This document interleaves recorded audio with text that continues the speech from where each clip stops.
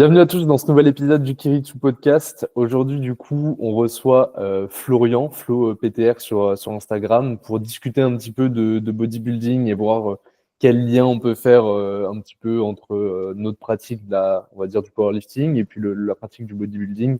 S'intéresser un petit peu plus en détail à ce sport dont on ne parle pas forcément beaucoup, mais qui nous intéresse, nous, à titre personnel.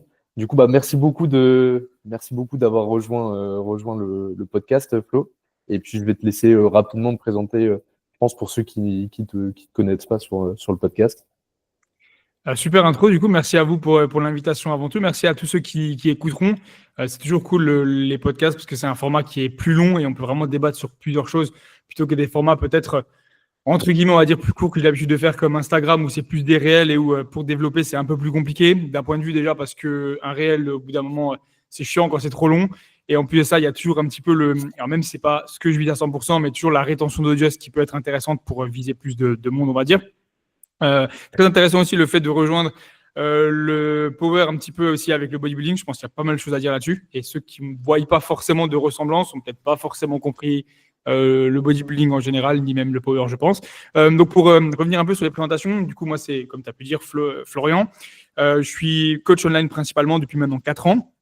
Donc j'accompagne des athlètes dans le bodybuilding naturel, donc que ce soit la compétition ou non, à viser l'excellence, à développer le physique, que ce soit mental, que ce soit physique, un maximum de connaissances.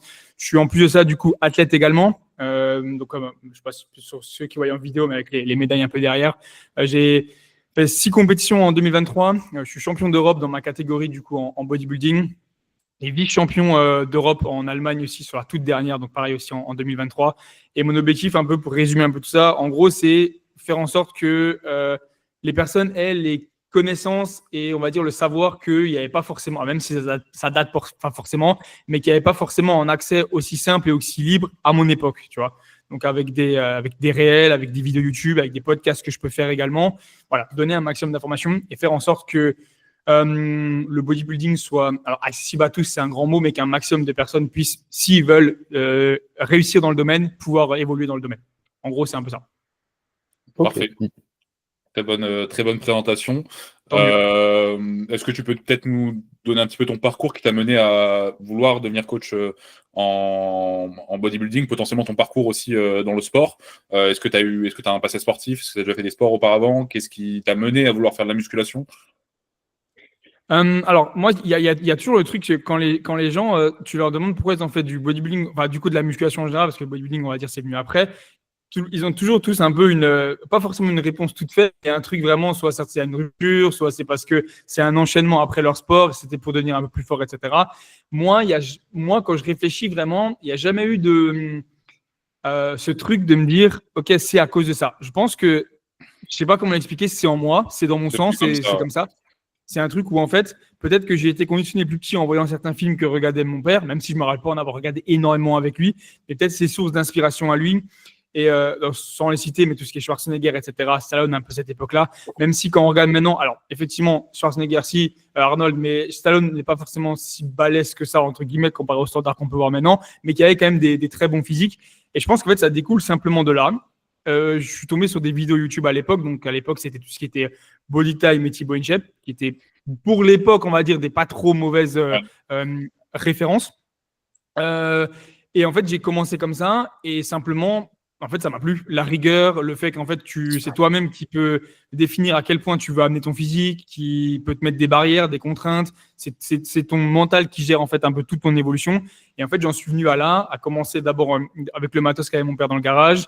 Je me souviens même que du coup, mes parents, ils étaient plus ensemble à un moment. Et du coup, c'est que mon père qui avait le matos. Donc, moi, je prenais mon vélo et je faisais toute la piste pendant genre 20 minutes juste pour aller à la salle, on va dire, du coup, chez mon père. Et ensuite, du coup, passer en salle. Et depuis maintenant une dizaine d'années, ça fait 10 ans, je crois, ça va faire 10 ans. C'était le premier mercredi de septembre, je me rappelle encore, pas la date exacte, mais juste le premier mercredi de septembre. J'ai jamais lâché, au final, la musculation. Et ensuite, par la suite, encore plus précisément le bodybuilding, puisque là, c'est vraiment maintenant, au-delà de juste la compétition, c'est vraiment toute ma vie qui est rythmée en fait par ce sport-là, mon alimentation, mon hygiène de vie, mon sommeil, mon métier aussi au final. Donc voilà, c'est vraiment ça. Donc j'en suis venu à là par le hasard, peut-être pas. Je sais pas si le hasard fait, on va dire le hasard fait bien les choses, mais en tout cas, voilà, c'était un peu comme si c'était en moi, effectivement, dans la continuité un peu des choses. Par le passé, j'ai jamais fait énormément de sport non plus. J'ai pu faire du karaté, mais ça a été 1 an et c'était un peu forcé par mes parents, donc ça n'a jamais été vraiment trop le truc. J'ai fait pas mal de sports sans vraiment y être inscrit, que ce soit du foot, du volley, du hand, de la boxe. J'ai toujours touché un peu à tout. J'ai fait pas mal de courses et de vélo, parce que j'étais assez grand et assez fin, donc pas mal pour ce sport-là, on va dire. Mais pareil, c'est jamais les trucs où j'ai vraiment accroché. Et j'ai toujours eu du mal avec les trucs où j'avais pas la passion et pour vraiment le continuer. Donc au final, j'ai jamais fait vraiment énormément de sport. En tout cas, ça n'a pas été la suite du sport qui m'a amené au bodybuilding, en tout cas. Et là, ça me fait penser tout de suite, on parle un peu de passé sportif. Nous, c'est un truc en powerlifting, on revient beaucoup dessus avec Nathan sur. Là, on en discutait encore ce week-end dans un webinaire avec nos athlètes. On disait, nous, à titre de coach, on voit des différences de progression, mais vraiment très énormes entre un mec qui a eu un passé sportif assez développé et quelqu'un qui commence un peu le sport avec la force athlétique. Est-ce que toi, tu dirais qu'en bodybuilding, le passé sportif, il peut compter dans la progression de tes athlètes ou ça a peut-être moins d'importance? Alors ça dépendra bien sûr le sport. On le voit effectivement que par le passé, avoir fait un sport, ça reste dans les gènes et du coup ça t'aide à développer. Comme par exemple ceux qui sont potentiellement fait du cyclisme auront peut-être plus de chances de développer leurs cuisses parce qu'en fait ils ont l'habitude aussi de travailler sur de la douleur et du coup haute intensité ou les gymnastes, etc. C'est ce qu'on voit. Je pense que ça peut aider. Ça doit pas être une excuse pour ne pas progresser si jamais c'est pas le cas de, par exemple, il y a pas eu ça. Mais je pense qu'effectivement ça peut aider parce qu'il y a aussi le conditionnement de respecter une certaine routine. Parce que le fait d'avoir fait du sport par le passé, ça veut généralement dire un coach. Donc, ça veut généralement dire des comptes à rendre. Et une personne qui arrive d'un seul coup sur un coaching, qui a jamais été, au moins, ne serait-ce qu'un coach par le passé, qui lui a appris un peu le truc, ça va directement peut-être faire office un peu de. Si la personne ne s'en rend pas compte, évidemment, c'est ce qu'elle cherche, mais office de. Comment dire, situation de, pas de supériorité, mais d'obligation à devoir rendre des comptes. Il y a des gens qui ont un peu du mal avec ça. J'avais le mot, mais je l'ai perdu du coup dans ma discussion. Donc, je pense qu'effectivement, ça peut aider et ça aide, mais c'est pas forcément tout la faute des personnes qui évoluent pas parce qu'elles n'ont pas eu forcément le passé. Mais je pense qu'effectivement, parce que s'il y a eu ça aussi, moi, ça a été aussi transmis par mes parents qui étaient très sportifs et qui avaient déjà une bonne base sportive. Donc, je pense que ça aide aussi. Effectivement, si par le passé, tu avais l'habitude de faire du sport, ça peut aider, ne serait-ce que pour la rigueur et pour le cadre et le fait, comme j'ai pu dire, d'avoir un coach. Je pense que oui, 100%. Ouais. Après, je pense que aussi la différence entre du coup la FA et le body, c'est aussi que la FA est un sport réellement chiffré, contrairement au body, même si les chiffres interviennent. Je veux dire, le fait que un athlète par exemple vient du rugby, donc c'est un sport quand même relativement nerveux et où les gens sont déjà balèzes, en fait ils vont avoir une très grosse progression du fait qu'ils ont déjà une masse musculaire importante, ils ont aussi l'habitude de s'envoyer un peu comme des débiles et forcément quand tu arrives en FA ça ressort pas mal et donc il y a une progression, forcément le mec va imprimer ses schémas moteurs, etc. Il va commencer à progresser très très rapidement, alors qu'en body je veux dire il y a cet aspect chiffré de progression sur un mouvement, etc. mais c'est pas là-dessus qu'on va juger en tout cas une progression, mais principalement sur le physique. Donc forcément, prendre du muscle, ça va prendre beaucoup plus de temps que, je veux dire, prendre 50 kilos sur un squat.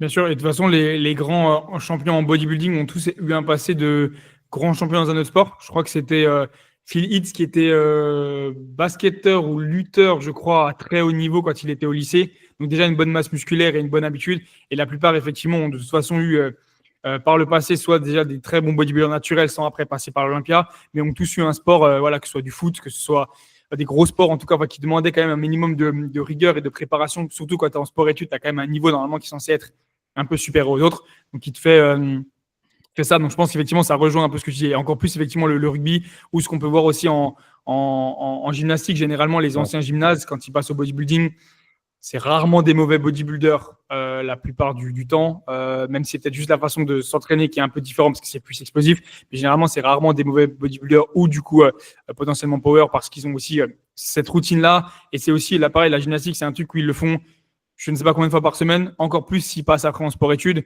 plus coaché, plus la figure du coach qui fait que voilà, écoute-moi parce que je sais où je peux t'amener. Donc il y a ça aussi, je pense, qui aide plutôt que certains sports où en fait, il n'y a pas forcément vraiment de coaching. Et en fait, Ils peuvent faire un peu comme ils veulent les personnes. Ça, il y a des sports où ça peut se faire. Donc, je pense qu'il y a ça aussi qui joue, en fait. Juste le fait de faire respecter, on va dire.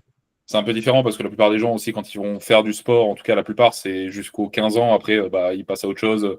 Donc, en fait, quand tu es beaucoup plus jeune, on va dire la rigueur dans le sport, c'est pas forcément ce qui en ressort le plus parce que c'est des enfants. Le but, c'est pas forcément que ce soit militaire non plus. Donc, je pense qu'il y a aussi cette part-là dedans qui fait que.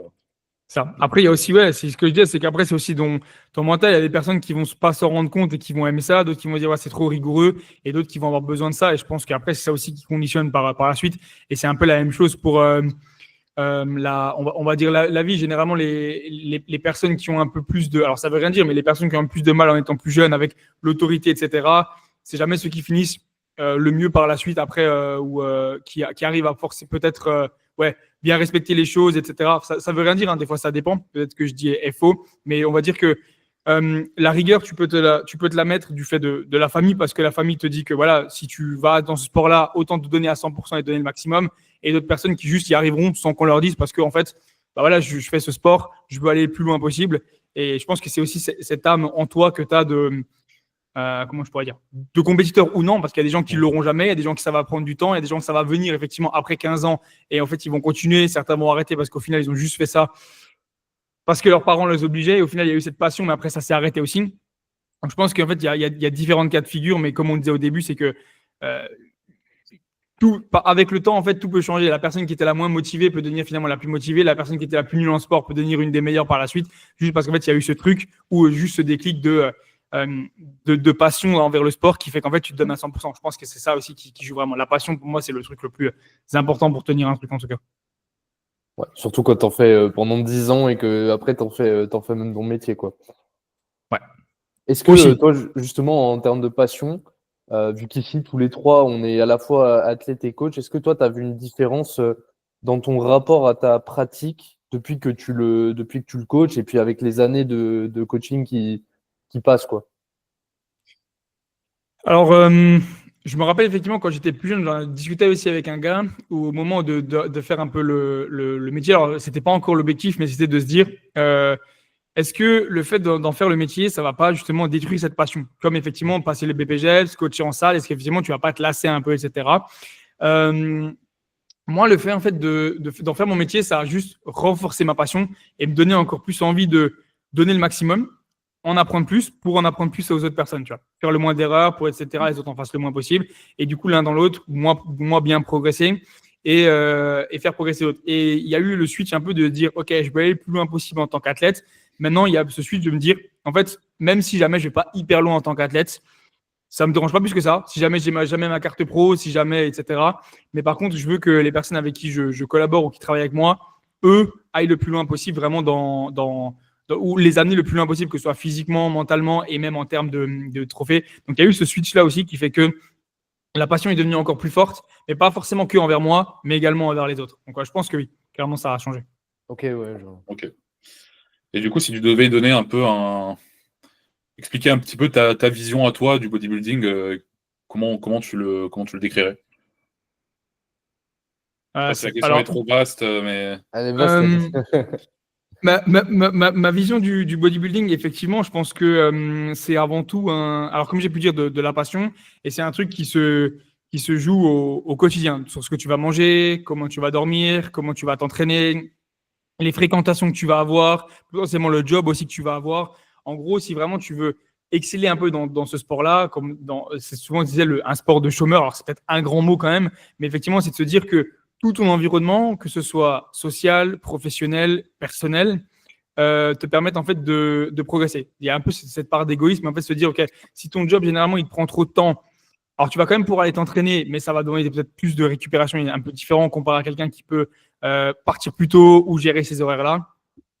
Si tu fais pas gaffe à ce que tu manges, généralement, compliqué derrière si jamais tu veux maintenir après un physique, ou selon la phase où tu es, et même la phase où tu es. Parce que si jamais tu es en préparation, on ne voudra pas que tu manges plus que ce que tu dois. Et si jamais tu es en phase de prise de masse, le but, c'est pas de se gaver pour être le plus gras possible non plus. Donc au final, il faut toujours faire gaffe à ça. Le sommeil, j'en parle pas pour tout ce qui est récupération.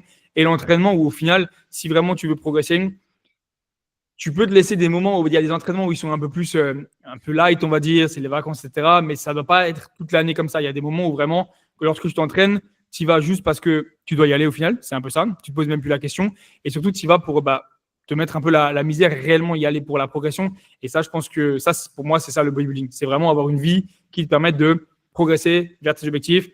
C'est pas forcément obligatoirement la compétition. Certains disent que le bodybuilding, c'est forcément la compétition. Moi, je pense pas forcément.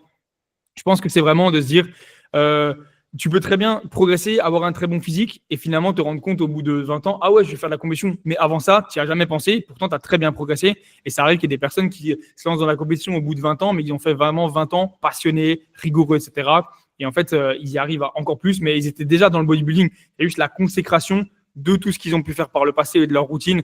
Mais la compétition n'est pas une obligation pour faire du bodybuilding. Voilà, je ne sais pas si j'ai résumé, on va dire, plus ou moins, mais voilà comment je vois le bodybuilding et cet aspect un petit peu de solo dans ta progression qui fait en sorte que tout ce qui est autour de toi t'aide aussi pour ta progression. Donc effectivement, c'est être peut-être avec la personne avec qui tu vis qui peut aussi le comprendre ou du moins le faire aussi. Enfin, c'est vraiment effectivement un sport qui n'est pas si évident que ça parce que tout ce que tu vas faire aura un impact sur ton physique, ta récupération, tes perfs, etc.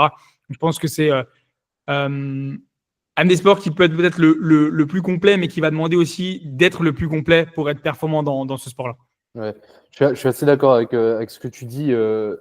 Moi, je trouve que c'est vraiment un pont que tu peux faire entre la force et le body. C'est que même si souvent la force, on rigole un peu des powers et de la diète, etc. En réalité, je trouve que ces deux sports-là, quand tu veux vraiment t'impliquer à fond et optimiser ton niveau de performance, c'est vraiment des sports un peu lifestyle. Au final, tu n'as peut-être que 400 dans ta semaine. L'entraînement représente même pas tant la partie la plus difficile. Et c'est pas ce qui te prend le plus d'investissement en fait. C'est des sports un peu lifestyle où va vraiment falloir organiser ta journée autour, organiser même ta vie, potentiellement ta vie professionnelle, si vraiment tu veux aller au bout. Moi, je me souviens, il me semble que en fin 2023, justement, t'étais encore en prépa de compétition. Et il me semble que justement, tu avais skip, en gros, tu avais skip Noël parce que tu savais que ça allait être trop tentant quoi, par rapport à où tu en étais. Je sais plus si c'était 2023 ou 2022. Je Il me crois que semble c'était mon anniversaire, non, en 2022 peut-être. J'en avais peut-être parlé dans le podcast des frères Gallois, c'était pas ça? C'était cette année. ouais, quelque chose comme ça. Ouais, t'avais skip quelque chose parce que tu te disais c'est trop tentant en fait, ça va être trop compliqué quoi. Ouais, c'est ça. Alors qu'effectivement, j'étais même pas spécialement en prépa à ce moment-là, c'était juste une pré-prep qu'on avait fait encore avec mon ancien coach. Mais c'était le fait que c'était mon père et ma sœur qui avaient organisé un truc. Et au final, en fait, quand je l'ai appris, c'était secret. Et quand je l'ai appris, en fait, j'ai juste dit, franchement, désolé, mais c'est cool, on le fera une autre fois. Si jamais vous pouvez être remboursé ou quoi, on le fera une autre fois, juste parce qu'en fait, je me suis dit, vu que c'est un truc qui risque de se passer lors de un test, on va dire, de Pickwick, etc., qui va aller pour la compétition et tu veux être le meilleur lors de la compétition, autant donner vraiment le maximum maintenant, même si c'est pas le jour de la compétition. Effectivement, c'était ça le truc. Quoi. Ouais, c'est ça. Donc, effectivement, ça va demander un investissement qui est, comme je l'avais dit, il faut que les gens autour de toi le comprennent. Et s'ils le comprennent pas, bah là, généralement, au bout d'un moment, il faut faire un choix, quoi.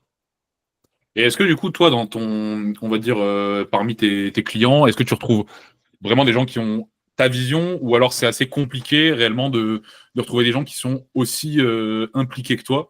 Je sais que nous, le problème, c'est que nous, nos clients sont parfois aussi en force un petit peu moins impliqués sur tous les aspects lifestyle, que ce soit le sommeil, la nutrition, etc. Parce que beaucoup pensent que seul l'entraînement compte alors que pas réellement. Est-ce que c'est difficile chez toi aussi d'arriver à faire comprendre ce genre de choses-là, même si en body, c'est quand même beaucoup plus répandu que l'alimentation, enfin, ça fait quand même partie intégrante du truc, mais nous, en power, c'est beaucoup plus compliqué aussi de temps en temps de le faire passer pour progresser. Quoi. Alors pour ça, j'allais dire j'ai de la chance. Je sais pas, je pense pas que ce soit vraiment de la chance, mais moi je pars du principe que lorsque tu es réellement passionné et que tu t'impliques dans ce sport-là et que tu montes un peu ta passion, tu attires au final des gens qui sont passionnés et qui te ressemblent un petit peu. Je pense que ce que je dégage, c'est un peu ce que j'attire effectivement. Donc, j'ai pas forcément de personnes qui ont des problèmes avec ça, effectivement, qui sont assez conscients avec ça. Et si jamais on se rend compte que c'est quelque chose qui va pas, on en discute, on manage, on modifie. Mais je pense que ça peut arriver qu'il y ait des personnes, effectivement, avec qui je travaille qui sont pas à 100% dans le bodybuilding, mais qui le deviennent encore plus après, parce que justement, il y a cette passion-là et j'arrive à la faire retranscrire. Mais j'ai pas trop de soucis avec ça. Je travaille aussi avec pas mal de coachs au final dans qui c'est leur métier. Effectivement, à partir du moment où c'est ton métier, je pars du principe que tu fais en sorte aussi que ton image, en fait, est est ta carte de visite, donc au final tu respectes. Donc j'ai pas de problème avec ça, de personnes qui voilà, que ce soit l'entraînement, que ce soit la diète, parce que tout va pour le mieux, du moins de ce que je vois, parce que je pense que le message que je véhicule est assez simple, on va dire. Il n'y a pas de mensonge ou quoi. Pour en arriver là, il faut faire gaffe à ce que tu manges, faire gaffe à comment tu t'entraînes, faire gaffe à ta routine. Je pense que ça, c'est quelque chose qui je le martèle assez pour qu'au final ça soit plutôt compris, donc ça doit le faire. Qu'est-ce que tu en penses du coup des gens qui parlent de diète flexible, ce genre de choses dans l'ensemble? Alors, pour moi, la diète flexible, c'est pas forcément une chose qui est mauvaise. Je vois plutôt la diète flexible comme quelque chose qui fait que à tout moment, si jamais il y a potentiellement plus forcément ce que tu es censé avoir dans ton frigo qu'il n'y a pas, tu es capable de le changer. On parle du principe que si tu es censé avoir tes protéines, tu vas les avoir avec du poulet, etc. Tu vas pas aller chercher dans le chocolat tes protéines. Tu vois, on parle de ce principe-là. Pour moi, la diète flexible, c'est pas forcément une mauvaise chose. C'est juste que ça te prendra peut-être plus de temps qu'une diète qui est fixe parce que tu te poseras peut-être plus de questions, tu seras plus sur une appli à devoir changer. Mais il y a des gens qui arrivent très bien et j'ai eu mon moment où j'arrivais très bien à gérer ça. C'est juste qu'au bout d'un moment, on parle de diète flexible. Mais si tu regardes bien, c'est qu'en fait, ta base, elle reste la même. Parce qu'au final, n'importe quel bodybuilder ou même personne sensée a bien compris que, OK, tu vas réussir un jour à faire rentrer un hamburger dans ta diète. C'est cool, les macros sont bien, ils passent. Un deuxième jour, allez, imaginons, au bout d'un moment, ta digestion, elle va tellement être niquée et KO que tu vas certainement pas le faire 3, 4, 5, 6, 7 jours. Tu vas forcément revenir à tes bases, qui est du riz, des pâtes, de l'avoine. Donc au final, c'est flexible, mais c'est pas si flexible que ça parce que ta base, elle reste la même. C'est juste que tu vas jouer avec les quantités. Peut-être qu'un jour, OK, tu auras 520 grammes de pommes de terre. Le jour d'après, tu n'en auras peut-être que 400. OK, il va falloir trouver ce qui te manque pour les avoir ailleurs avec l'avoine, etc. C'est juste ça, en fait, qui va faire la différence. Mais la base restera la même. Donc, c'est flexible, c'est un grand mot. Après, maintenant, c'est juste, voilà, on est d'accord. Des protéines avec une source intelligente, pas le remplacer, dire, OK, là, il me faut 20 grammes de protéines, je vais prendre dans le chocolat les protéines, les lipides, etc. Voilà. Faut doser un peu effectivement le flexible sur ces points-là. Ok, bonne réponse. Est-ce que tu avais des questions, Nathan, encore un petit peu sur le parcours de Flo ou... Sur le parcours non, pas forcément, moins que Flo ait envie d'ajouter quelque chose là-dessus. Mais écoute, je pense que j'ai fait le tour. J'ai rien qui me vient de particulier. J'ai parlé un peu du parcours en général, que ce soit coach ou athlète. Ouais. Ok. Je pense que nous, on voulait un petit peu parler aussi de développer un peu un business autour du coaching. Je sais qu'en plus, toi, c'est quelque chose qui t'intéresse parce que ton podcast tourne un peu autour de ça, de développer un peu, ça arrive que tu en parles. Toi, tu as commencé tout seul, du coup, et directement en tant que coach en ligne, ou est-ce que même avant ça, tu coachais un petit peu en salle?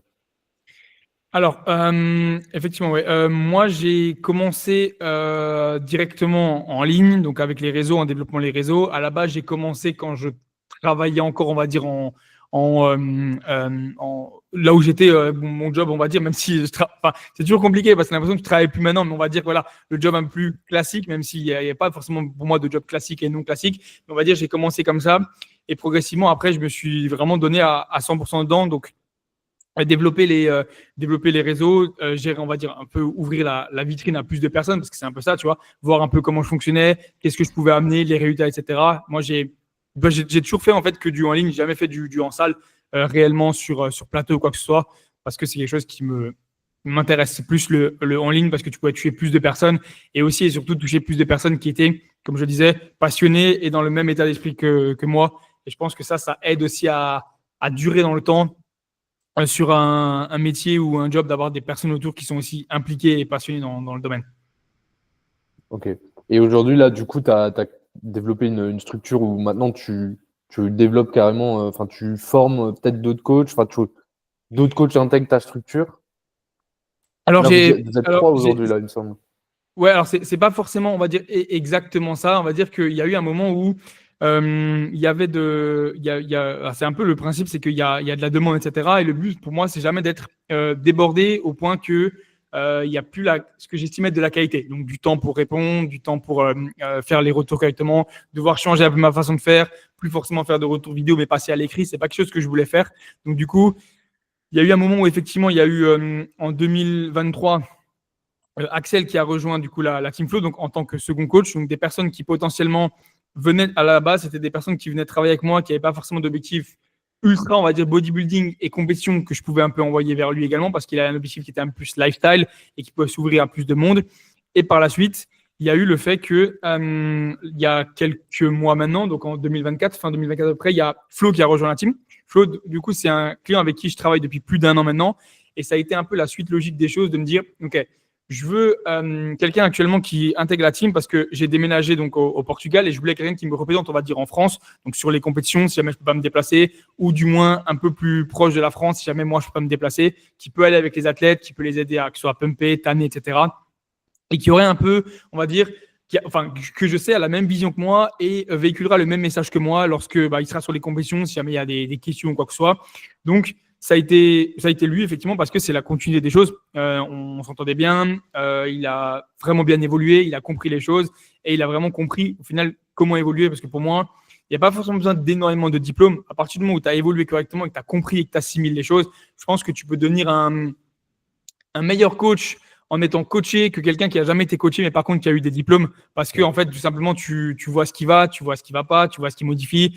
Il a la même façon de travailler que moi, mais peut-être qu'il va faire des choses légèrement différentes, parce que, alors on n'a pas spécialement discuté, il me l'a pas dit, mais il y a des choses qui lui juge moins pertinentes, etc. Donc le but, c'est d'avoir des personnes qui sont toujours dans le bodybuilding, mais que lui pouvait gérer au final depuis la France si jamais il y avait des compétitions au-delà de la demande que j'avais. Donc ça. Donc c'est pas vraiment former des coachs. On va dire que j'ai pas cherché à le former. Il s'est formé au final parce qu'il a travaillé avec moi et depuis plus d'1 an, qu'il a évolué, qu'on a eu plusieurs phases de que ce soit masse, mini-cut, etc. Donc tu as aussi une vision différente.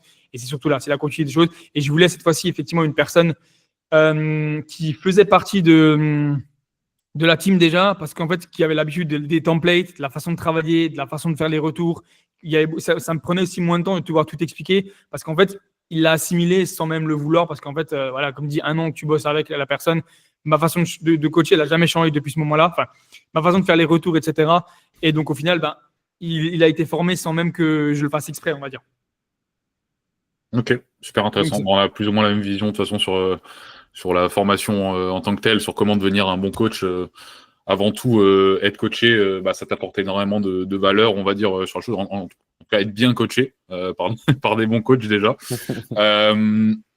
En général, quand tu prends des nouveaux clients, combien de temps ils vont rester avec toi? Combien de temps tu coaches en moyenne une personne sur le long terme? Est-ce que c'est plus 6 mois, 1 an, 2 ans, 3 ans, 4 ans? Est-ce que tu as des gens qui sont là depuis très longtemps? En moyenne, ça dure combien de temps un coaching avec toi? Si vraiment, du coup, on fait la moyenne avec les personnes qui sont là depuis le début, là, il y a pas mal aussi de personnes qui sont arrivées quand moi j'ai fait mes compétitions, donc sur l'année 2023 moitié, qui sont toujours encore là, donc on est sur plus de 1 an. Certains qui sont là depuis même avant que j'ai fait des compétitions. Donc on est plus sur une moyenne de, si je devais donner une fourchette, on va dire entre 8 et 1 an, facile. Parce qu'au final, il y a quand même, tu vois, généralement, il y a vraiment aussi la vision qui est donnée, et j'essaie aussi de faire comprendre que, OK, selon l'objectif, c'est bien, mais en 3 mois, on va dire que ça fait 12 retours. OK, c'est bien, on a à peine le temps de se connaître. Selon la phase où tu es, on sera à peine dans une espèce de maintien parce que voilà, comment évoluent tes calories, etc. Donc, c'est facile aussi à comprendre qu'en fait, ça suffit juste tout simplement pas. C'est pas juste parce que je veux garder mon portefeuille client, c'est juste parce qu'en fait, ça ne suffit pas pour faire quelque chose, même si je lui donne vraiment les moyens. Et dès le début, si les bases sont posées, de dire, OK, on aura la phase de masse qui va durer pendant ce temps-là, la mini-cut, etc. C'est possible qu'il y ait des personnes qui n'avaient pas un gros objectif de compétition qui, au final, vont faire la phase de masse, la phase de mini-cut et auront tellement assimilé cette première phase de masse qu'ils seront capables de faire une seconde phase de masse tout seul. Et après, généralement, peuvent revenir vers moi comme ça arrive généralement de dire, OK, finalement, je vais faire une compétition. Et ils ont très bien réussi leur phase de masse tout seul. Et tant mieux pour ça, parce qu'avant tout, c'est mon objectif. Le but, personne n'est coaché toute sa vie. Le but, c'est de se dire, au-delà de juste, OK, cool, j'ai une belle transfo avec la personne, c'est surtout de se dire que quand elle est arrivée, c'était quasiment impossible de faire un programme et une diète tout seul. Maintenant, c'est quasiment capable, elle est capable de progresser pendant des années et des années toute seule parce qu'elle sait s'autogérer et comment réguler si jamais. Et pour moi, ça, c'est le meilleur des accomplissements. Et du coup, qui viennent pour après, potentiellement, une prep finalement, ou juste de dire, OK, Flo, j'ai fini ma phase de masse, je suis plus sûr cette fois-ci de la mini-cut, comment on peut faire. Donc, effectivement, ça bouge. Mais généralement, ouais, 8 ans, ouais. Ok, donc c'est intéressant. Donc toi, ta vision du coaching, c'est aussi de se dire, genre, je te drive, mais pour te rendre derrière autonome si tu le souhaites, quoi. Moi, je pense que c'est un peu la vision que doit avoir en fait un coaching et un coach en général, parce qu'au final, sinon, il n'y a pas forcément. Enfin, sinon, c'est bien, effectivement, c'est que la personne, elle va rester, et un jour, ça va s'arrêter, et du coup, elle sera pas. C'est bien, tant mieux pour effectivement le coach ou la personne qui va la garder longtemps. Mais le problème, c'est que si ça se fait comme ça, la personne, elle se rend bien compte qu'au bout d'un moment, et ça peut aller très vite chez certaines personnes, il se passe rien, elle apprend rien, il y a rien qui bouge, il y a rien de nouveau, et en fait, ça va s'arrêter simplement parce qu'en fait, la personne n'apprend rien. Alors que si tu as l'habitude d'apprendre et qu'à chaque retour, c'est de nouvelles choses que tu apprends, peut-être pas forcément tous les retours, mais il y a des changements à chaque fois, ça donne aussi beaucoup plus envie de continuer en fait. Et moi, c'est pas forcément quelque chose que je dis, c'est ok, moi je veux te rendre autonome. C'est qu'au final, sans même le vouloir, et un peu comme je disais avec le Flo qui a rejoint la team de coach, c'est qu'en fait, il l'est devenu par lui-même autonome parce qu'en fait, il s'est donné les moyens, il a écouté. Et en fait, mon objectif premier, c'est pas à tout prix de me dire ok, je sais que je vais le rendre autonome.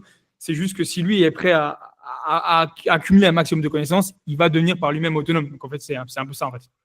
C'est pas quelque chose que je dis à tout prix, ok, je vais te rendre autonome selon l'objectif qu'il y a, mais c'est juste que ça va arriver. Alors c'est sûr que ça sera plus facile de devenir autonome pour gérer une prise de masse que gérer une prep, parce qu'il y a peu de personnes qui arrivent à gérer des preps tout seuls, même après une seule, même après deux, même après trois. Mais par contre, une prise de masse ou potentiellement une mini-cut, je pense que ça peut être par la suite gérable.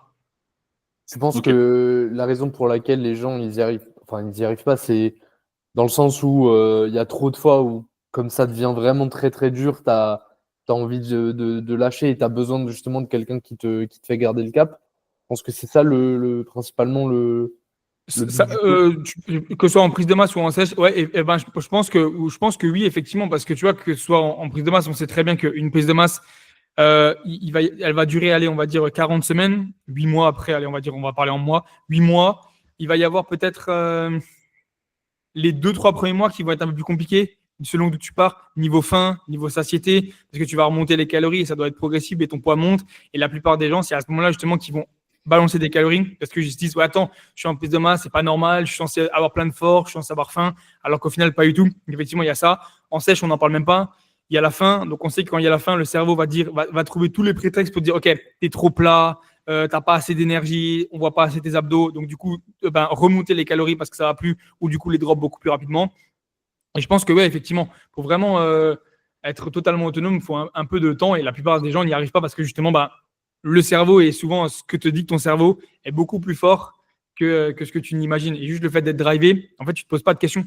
T'as faim, ok, c'est cool, j'ai faim, mais Flo, il me dit de faire ça, bon voilà, si je travaille avec lui, c'est pour lui faire confiance. Après, ça dépend de la mentalité de chacun, mais effectivement, au final, tu arrives sur ces fameux 3 mois et tu dis, ah ouais, je suis en prise de masse, mais j'ai l'impression que mon physique, il est encore en sèche. Bah ouais. Et pourtant, tu commences à avoir plus faim, tu as plein d'énergie. Et en fait, ça nous laisse énormément de temps devant nous pour être bon, parce que ton physique, il est encore bien, tu es lean, tu es fort. Donc, il y a un maximum de progression. Et c'est là, justement, qu'il y a ce switch qui se fait de se dire, ah ouais, là, tu vois, moi, j'aurais rajouté des calories depuis longtemps. Ouais. Du coup, tu n'en serais pas là. Et c'est pour ça qu'on bosse ensemble et que ça a changé. Ok. Donc, c'est plus l'aspect rendre des comptes plutôt que compétences réelles, en fait. Tu penses? Enfin, il y a l'aspect compétence qui rentre en compte, mais c'est plus l'aspect de se dire, ok, mon coach me dit ça, je l'écoute, je ferme ma gueule, je vais tout droit, et pas forcément l'aspect juste réfléchir à, ok, j'en rajoute des cales, j'en rajoute pas, etc. Ouais, effectivement. En gros, si tu veux, les compétences, elles vont venir par la suite, parce que justement, si tu suis progressivement, tu vas comprendre. C'est un peu comme un peu la même chose quand au final, tu apprends à conduire, après, tu arrives de mieux en mieux parce que tu fais. En fait, c'est un peu la même chose au final, c'est que les compétences viennent par la suite. Maintenant, je suis toujours du principe de dire, je donne le plan, j'explique toujours le plan, pourquoi on met des calories, pourquoi on en descend, pourquoi on met ça, pourquoi on met ça. Si la personne a des questions, il n'y a pas de souci, j'y réponds parce que c'est le but. Si par contre la personne n'a pas de questions, c'est que j'ai été assez clair et que du coup, voilà, il y a juste à continuer. Et après, c'est là que justement les compétences arrivent parce qu'en fait, un an et demi de suivi, tu as vu une prise de masse, tu as vu une mini-cut, tu as vu potentiellement plusieurs choses. Ok, je me sens pas bien, qu'est-ce que t'en penses, Flo? Ok, ça serait un dévolume. La deuxième fois, ok, je me sens pas bien, Flo, qu'est-ce que t'en penses? En fait, c'est juste que t'as pas assez dormi. Et du coup, c'est là que tu commences à comprendre qu'en fait, c'est pas juste simplement bêtement, je vais pas bien, forcément, c'est un dévolume. Non, ça peut être le sommeil, ça peut être plein de choses. Et justement, ce regard extérieur-là va te faire acquérir des compétences parce que juste tu as suivi, entre guillemets, bêtement le plan. C'est justement ça. Ok. Quand tu parles de dévolume, tu parles de désentraînement général? Bah là, ouais, c'est le dévolume qui m'est venu, mais dis-le, dévolume, ouais, c'est ça. C'est-à-dire que, ok, je me sens pas bien, j'arrive plus à maintenir mes perfs. Ok, bah là, effectivement, il y a pas mal de fatigue et ça fait 12 semaines ou 10 semaines qu'on n'a plus rien fait. Là, ça peut être intéressant. Ouais, je parlais de ça, du coup. Ok, ça marche. On n'utilise pas forcément les On va, mêmes termes. on va se rejoindre sur ça, je pense. Ouais. Ok. Nathan, tu as des questions? Ouais, j'en avais une petite là pour Flo. Est-ce que donc il me semble donc au départ tu étais coaché par Lucas Gouy. Ensuite tu Yep. as fait AJ Morris. Est-ce que aujourd'hui là tu es encore coaché ou tu te coaches entre guillemets tout seul?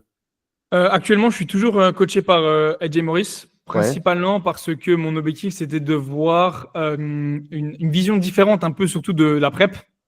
Et j'ai eu du coup ma vision en saison B avec du coup AJ Morris. Mais là maintenant, ce que je veux, donc là, la phase de masse en soi, ça se passe bien. C'est juste qu'actuellement, en fait, pareil, je suis drivé, j'ai acquis des compétences, je me concentre à 100% avec les personnes avec qui je travaille. J'ai pas besoin de moi me réveiller, prendre mes photos, devoir me juger, etc., etc. Je fais confiance et j'y vais. Et en fait, c'est surtout ça, c'est la décharge mentale qui est absolument, qui est vraiment top sur ça. Et l'aspect qui va le plus m'intéresser. Et sinon, pourquoi je travaille encore avec, c'est surtout la prep depuis le tout début. Parce que là, j'étais déjà plus ou moins en prep. Donc, il a drivé ça déjà avec un physique prêt. Maintenant, le but, c'est de voir un poste, push calorique, donc un poste prise de masse, début en prep. Comment est-ce qu'on peut gérer ça? Comment ça peut changer? Même si j'ai l'habitude de le faire, voir ça un peu d'un œil extérieur et d'une façon, on va dire, un peu plus habitué. Parce qu'AJ, il a dû le faire avec, je sais pas, au grand mot, 500 personnes minimum, tu vois. Donc, je pense que voilà, faire confiance sur ça. Donc, c'est aussi un autre aspect. Même si effectivement, les personnes que j'ai pu amener en compétition en 2024, j'avais mon point de vue des recherches que j'ai pu faire et de ce que j'ai déjà pu voir, ça s'est très bien passé. Il y a eu des médailles d'or, il y a eu une pro-card, donc c'était très bien. Mais c'est juste voir un peu, toujours un peu la même chose. Qu'est-ce que, en plus de ce que j'ai déjà, il peut m'apporter, la façon de faire, qu'est-ce que ça peut modifier? Est-ce que ça peut être intéressant chez une personne ou chez une autre? C'est surtout ça. Au-delà de la décharge mentale, qui est juste, comme j'ai pu dire, phénoménal, parce qu'en fait, j'ai juste pas à me prendre la tête. Et ok, voilà mes photos, qu'est-ce que t'en penses? Ok, on fait ça, à la semaine prochaine. Voilà. Ok. Quels sont pour toi les grands aspects, on va dire, d'une prep réussie en bodybuilding?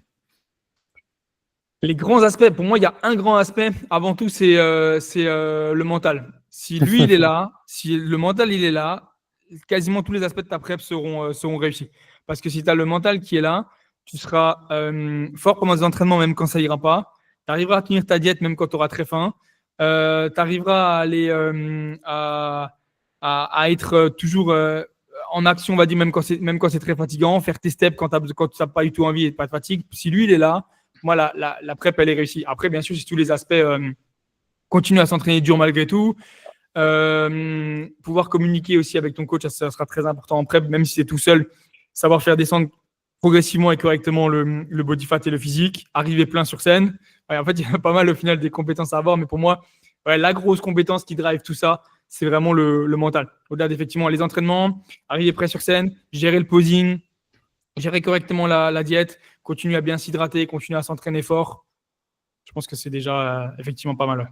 Et avec AJ Morris justement, est-ce qu'il y a des trucs je veux dire, tu avais déjà quand même pas mal d'expérience, que ce soit en tant qu'athlète ou en tant que coach. Est-ce que toi, vraiment, on va dire, tu as vu la lumière sur certains trucs, tu as découvert vraiment des choses, il y a des perspectives qui ont complètement changé avec lui ou pas du tout, pas tant que ça. Je veux dire, tu as appris des trucs un peu, tu as pris de l'expérience, mais.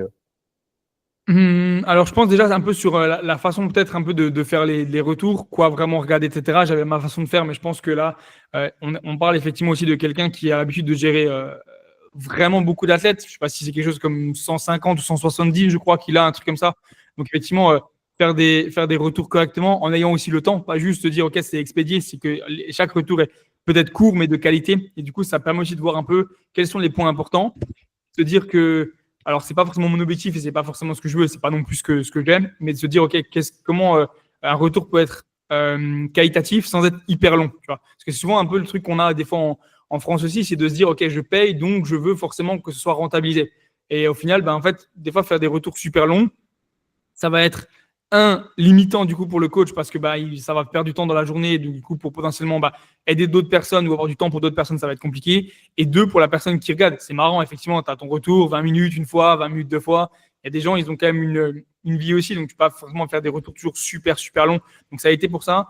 Et ça a aussi été surtout sur la partie bodybuilding, s'entraîner de façon réellement bodybuilding et pas juste un peu lifestyle en mettant des exercices comme ça. Je pense que ça a été aussi le gros changement, même si je commençais déjà à avoir pas mal compris certaines choses, même sans bosser avec AJ Morris, mais c'est vraiment le fait de, OK, comment tu peux amener un exercice à t'amener l'excellence sur le physique, d'un point de vue exécution, d'un point de vue placement sur la prog, d'un point de vue gestion du souffle, d'un point de vue stabilité. C'est vraiment ça qui a été un gros plus, c'est faire correctement un exercice et avoir un exercice qui est fait correctement pour qu'il t'amène le maximum. C'est ça. Et le point de vue, le point de vue, en fait, le point de vue bodybuilding, de prendre vraiment tout en compte et que chaque détail peut compter, même le plus petit, sur ta progression. Ok, du coup, vous fonctionnez du coup sur ta structure par un retour par mois, c'est ça? Non, par semaine. Par semaine, pardon. Par semaine. Okay. Ouais, ça. En gros, sur ton retour par semaine, en gros, tu vois un peu, tu checkes le côté technique et après tu checkes le côté diète Physique. et lifestyle physique, quoi. En gros, c'est ça. Si tu veux, effectivement, on va avoir un retour chaque semaine. Alors, un retour chaque semaine via vidéo, mais avec une disponibilité sur la semaine via ce que j'utilise, donc soit WhatsApp, Telegram, ça dépend ce qu'utilisent les personnes, mais moi je fais ma façon de fonctionner. Si jamais il y a des questions, c'est quoi que ce soit, c'est des photos, etc. Encore plus s'il y a des preps, effectivement là c'est des photos qui sont envoyées le matin directement au réveil, donc en fait je suis directement dessus pour voir un peu, parce qu'on n'attend pas chaque semaine, surtout quand la compétition elle approche, quand on est par exemple à un mois de la compétition ou un truc comme ça, si on fait un retour chaque semaine, c'est chaud pour faire des changements pour que ce soit efficace. Donc là, on veut vraiment être chaque jour et pouvoir être précis. Donc il n'y a plus forcément de retour vidéo. Par contre, le retour, en fait, il est chaque jour. Donc au final, c'est presque encore mieux. Et du coup, les retours effectivement vidéo reprennent un peu toute la semaine. Donc d'un point de vue entraînement, comment ça s'est passé? Donc comment ça s'est passé? Comment est le poids? Comment est les steps dans la journée? Est-ce qu'il y a des questions particulières? Donc vraiment tout ce qui est ce que moi j'utilise par exemple, ce qui est un Google Sheet, toutes les informations importantes que j'ai dessus, parce qu'au final, j'ai vraiment toutes les infos, comment ça s'est passé, ce qui va pas, questions importantes, la diète, si on doit monter ou bouger les calories. Et la deuxième partie, c'est tout ce qui est physique, posing et exécution. Effectivement, ça reprend vraiment toute la semaine, au final, tout ce qu'on a besoin pour progresser, donc physiquement et tout le reste. Okay, prendre en compte. Ouais. Actuellement, tu gères combien de personnes de manière hebdo? Actuellement, dans toute la team, on est une 50aine. Ok. Et ça va par rapport à AJ qui est à 150. Effectivement, et qui en plus est tout seul. Tu vois, donc. Ouais. Ça, en vrai, 150, c'est vraiment c'est gigantesque. Un retour, ça te prend combien de temps, on va dire, sur une journée un retour, en termes de minutes, je veux dire. Un retour, ça va dépendre parce que on va être entre. On va dire une bonne dizaine de minutes quand même. Bonne 10-15 de minutes. Le temps de prendre vraiment les infos, de regarder, de prendre le temps. Le plus long, c'est aussi de regarder les exécutions, être sûr, analyser le posing en général. Mais oui, c'est à peu près ça. Ok. Bon. Je veux dire aussi, je pense qu'il y a aussi beaucoup, enfin pas besoin de moins de, on va dire il y a besoin aussi de moins, je pense moins de proximité, moins de retours journaliers que sur un suivi en power, je veux dire sur du body, parce que forcément il n'y aura pas des changements drastiques du jour au lendemain, contrairement on va dire à un mec qui va squat 3 fois par semaine et qui s'il a on va dire une spécificité assez différente sur chacun des mouvements, donc par exemple des variations, etc. Donc beaucoup moins cet aspect technique important, on va dire, que sur du power. Donc je veux dire, nous, on fonctionne principalement avec des retours journaliers et avec Nathan, tu vois, à un moment, on proposait un suivi hebdo, ça nous plaisait personnellement pas du tout, en fait, parce que en fait, il y a tellement de choses à voir à chaque fois. Bon, forcément, je veux dire, c'est un peu différent du body, mais tellement de choses à voir en fait sur chacun des mouvements tous les jours que si tu te retrouves à faire un retour, on va dire hebdo, en fait, tu te retrouves à perdre du temps parce qu'en fait, la personne elle a fait 2-3 squats sur la semaine, en fait, entre avant que tu fasses ton retour, et en fait, il y a une perte de temps qui est monstrueuse et chose que je pense est pas aussi importante aussi en body, et c'est pour ça, je veux dire. Rarement, après, en body, rarement tu te retrouves à avoir 3 fréquences sur un même mouvement, quoi. Je pense. Ouais, et puis je veux dire. T'as 3 hack squats dans la semaine, je pense que t'as envie de te flinguer. Effectivement, quoi. Ouais, c'est ça. Voilà.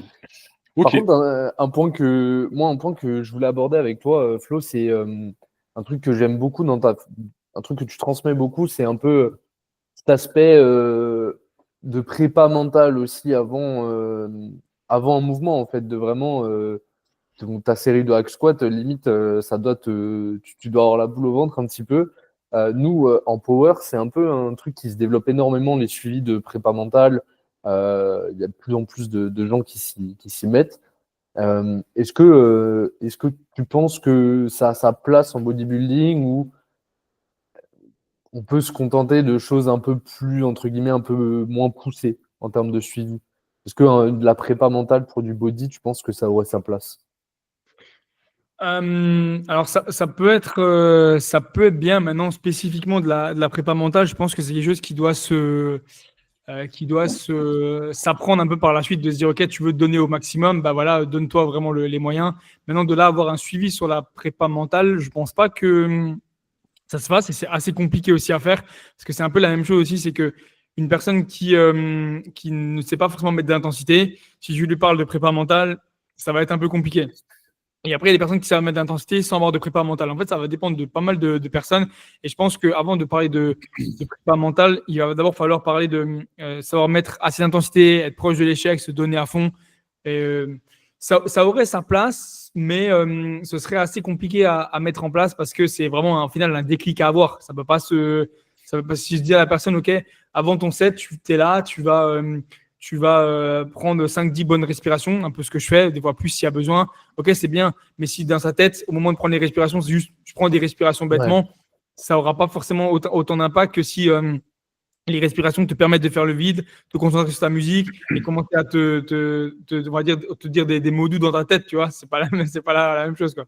C'est apprendre à mettre de l'attention dans ces séances et je pense que ça a autant, voire même plus d'importance, surtout en body, parce que chaque série, on va dire, compte en fait concrètement sur ta progression. Tu vois, genre nous, on est majoritairement en fait sur du volume submax. Quand je dis submax, c'est-à-dire entre guillemets entre RPE 5 à 8 sur la majorité de la semaine. Je veux dire, hormis bien sûr sur l'exercice qu'on appelle accessoire, donc l'exercice de body en général. Je pense que en body, c'est d'autant plus important en fait de mettre de l'intention en fait sur ces mouvements, parce qu'en fait, si tu as 2 séries de hack squat et que sur ces 2 séries de hack squat, tu vas en mode branlette, il y a un moment où ça va pas fonctionner, quoi. Et il n'y aura pas de progression derrière. Exactement. Voilà. Ouais, comment. Nous, clairement, on le voit, hein, la différence d'implication des personnes entre leur mouvement SBD, on va dire, et les exos accessoires, tu vois, c'est que limite, la séance est terminée et allez, on va faire un peu de muscu, mais c'était toi, une fois, tu avais vu une de nos athlètes en compétition, pas en compétition, à l'entraînement, Nathan, et c'était Eva.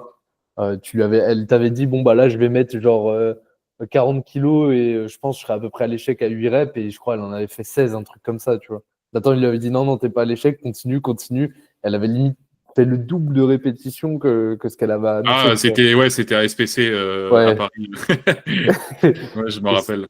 Et là, clairement, quand on va dire qu'en power, c'est important, tu vois, nos exos d'assistance, mais on va dire que bon, si ta série, tu la pousses pas, tu feras la semaine prochaine, on va dire.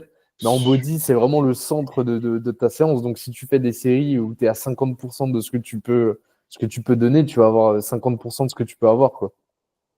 Mais du coup, qu'est-ce que tu penses, toi, quelle est ta vision de l'intensité en bodybuilding? Est-ce que tu es plus un fanat, même si j'ai déjà plus ou moins ma réponse, mais plus un fanat de, ok, un petit peu, on va dire le RIR 1 à 4 et majoritairement, et on va dire une intensité relativement basse, ou plutôt vraiment le fait de se bousiller RIR 1 à 0 en majorité sur la plupart des exercices? Je sais pas si ma question est claire. Si, je pense que c'est OK. Tu vois, moi, je suis du principe, alors ça va répondre assez rapidement à la question, je suis du principe que même lors d'un deload ou d'un dévolume, le RIR, il sera quand même, on va dire, à 0. C'est juste qu'effectivement, la dernière répétition qui, normalement, où tu envoies vraiment le grind de je sais pas combien de temps, tu l'évites, celle qui vraiment te grille nerveusement. Donc, à partir du moment où tu pars du principe que même ton dévolume, il est loin dans l'effort, RIR 0.5, quoi. Voilà, c'est exactement ça. Donc, effectivement, le but, c'est d'aller loin et de juste de se dire, de ne pas en laisser, juste pour pas se poser de questions. Effectivement, tu pourrais être efficace, mais la plupart des gens qui disent ouais, mais RIR 2, ça suffit. Ok, mais si tu n'es jamais allé à 0 pour avoir ton 2, et c'est pas aller à 0 une fois parce que tu t'es entraîné avec ton pote, je sais pas quoi, c'est vraiment aller à 0 1 an, 2 ans, 3 ans, 4 ans. Alors peut-être dans ce cas-là, au bout d'un moment, tu seras capable d'aller à moins, encore plus quand tu es un bodybuilder naturel, parce que tu vas devoir rentabiliser encore plus tes séries et tu auras de plus en plus besoin effectivement d'aller de plus en plus loin, parce qu'en fait, tu auras tes aptitudes qui vont faire que tu seras capable d'aller plus loin et tu mobiliseras plus de muscles, etc. Ok.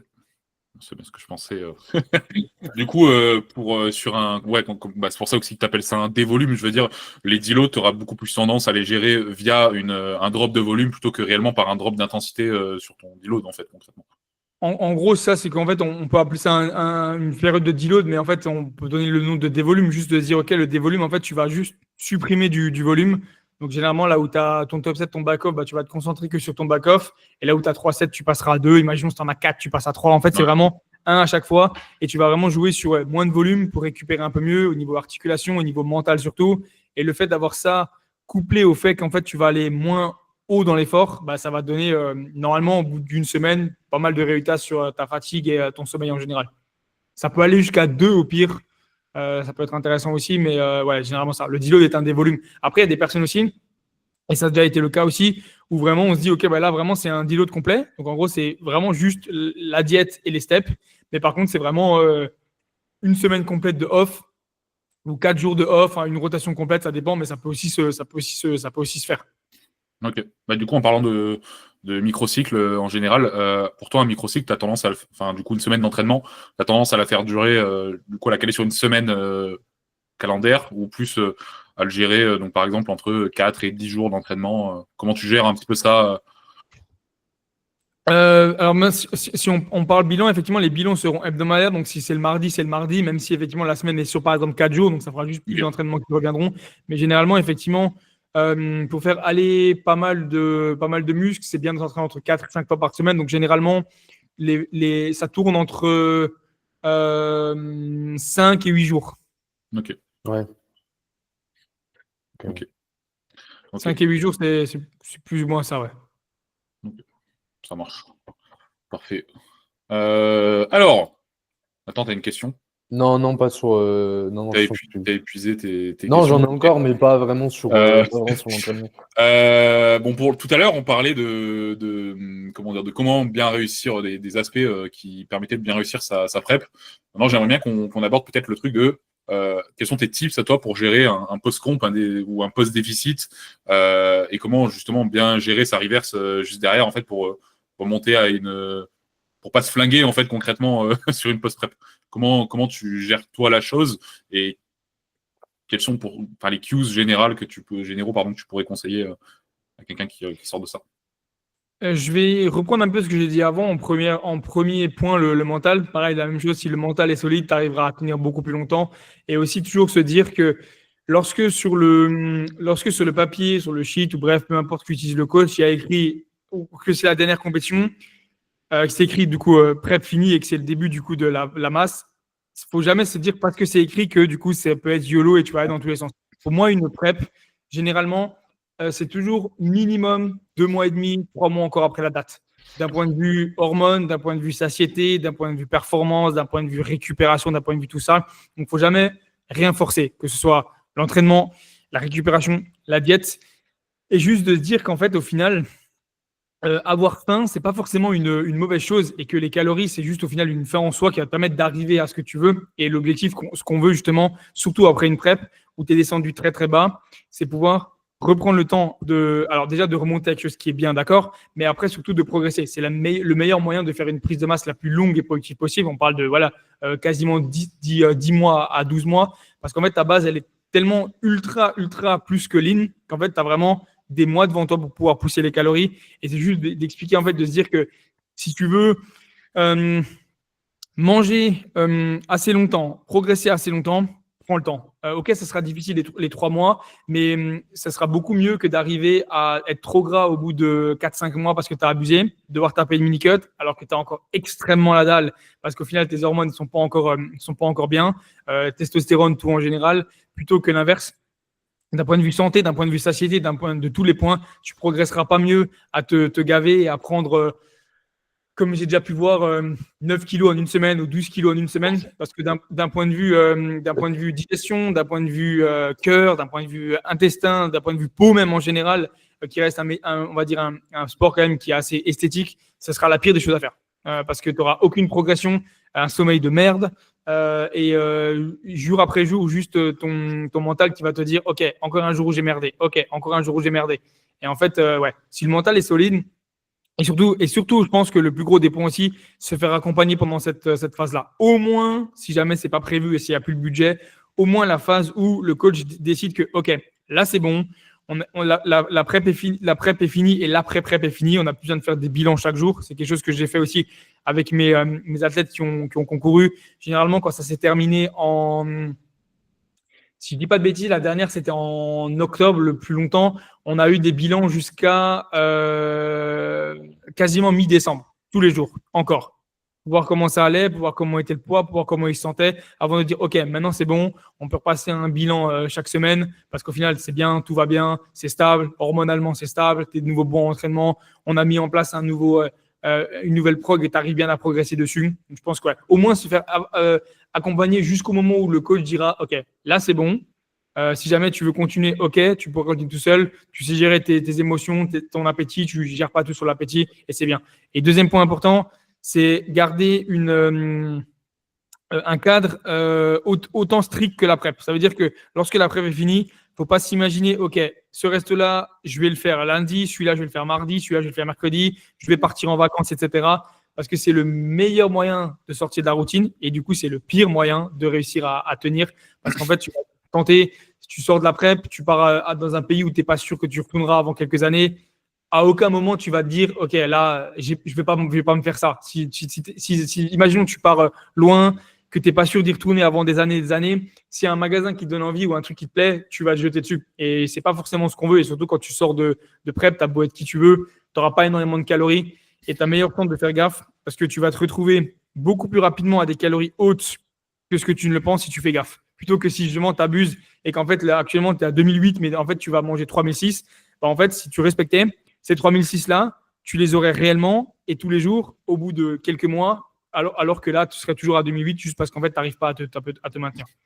Ok, et du coup, tu dirais que concrètement, l'après-prep est plus important que la prep en elle-même. En tout cas, il faut beaucoup plus de sérieux là-dessus que réellement sur la prep en elle-même.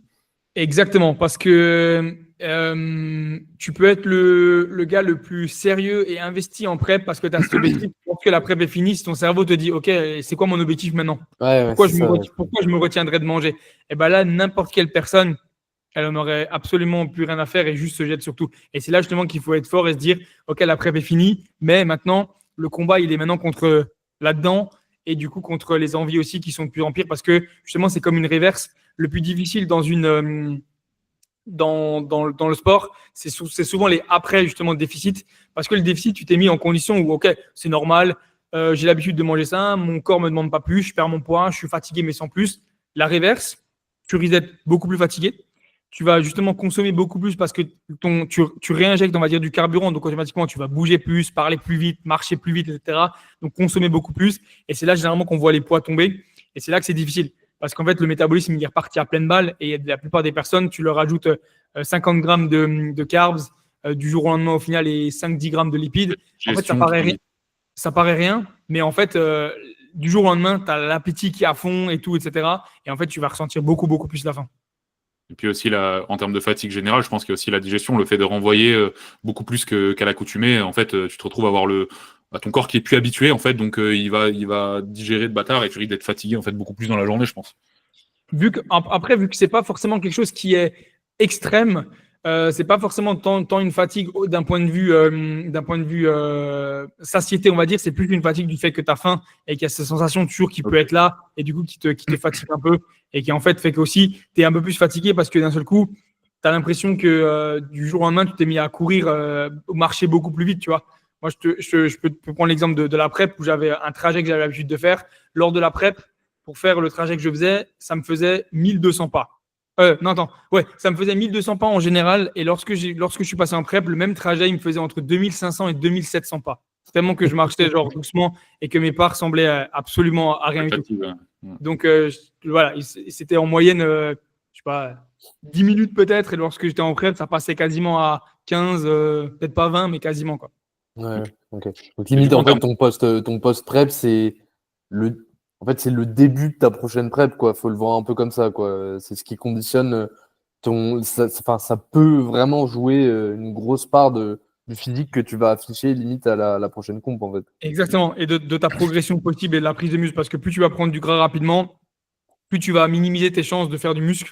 Parce qu'en fait, tu vas risquer de faire plus de gras qu'autre chose. Et surtout qu'en fait, tout simplement, tes hormones sont tout simplement pas prêtes, surtout la testostérone chez un homme, du coup, à gérer correctement le gras. Donc, tu vas le stocker vraiment qu'au niveau de la sangle. Et ce qu'on veut justement, c'est repartir gentiment pour que ce soit stocké normalement et intelligemment partout. Et on voit souvent ce switch sur les athlètes en post-prep, c'est que généralement, les bilans en post-prep, même s'ils respectent bien, quand les calories commencent à remonter, le gras il va surtout se faire au niveau de la sangle, donc midsection, tout ce qui est abdos et bas du dos. Et d'un seul coup, il y a ce switch où le gars il commence à dire je me sens beaucoup mieux en entraînement, je me sens beaucoup moins fatigué. Et comme par hasard, c'est là que les bilans ils sont. Alors c'est comme ça, hein, même si tu respectes beaucoup mieux et tu vois que le stockage de graisse il se fait beaucoup plus intelligemment. C'est juste parce qu'en fait la testostérone est mieux repartie et c'est son rôle principal au-delà de juste faire du muscle, c'est aussi gérer correctement le body fat et le reste. Ok, en termes de data pure, en termes de pourcentage d'augmentation hebdomadaire, tu gères plus ou moins combien? Je sais pas si tu as réellement des données à donner pour donner des petits tips, mais par exemple, j'en sais rien, tu repars avec un athlète à 1600 calories post-prep, tu réaugmentes de combien de calories par semaine, etc. Enfin, comment tu gères? Est-ce que tu as tendance à toucher les lipides sur la prep et du coup à les remonter comment par la suite? Les glucides pareil? Est-ce que tu touches les protéines un peu lors d'une prep? Comment tu gères un peu toutes ces variables-là?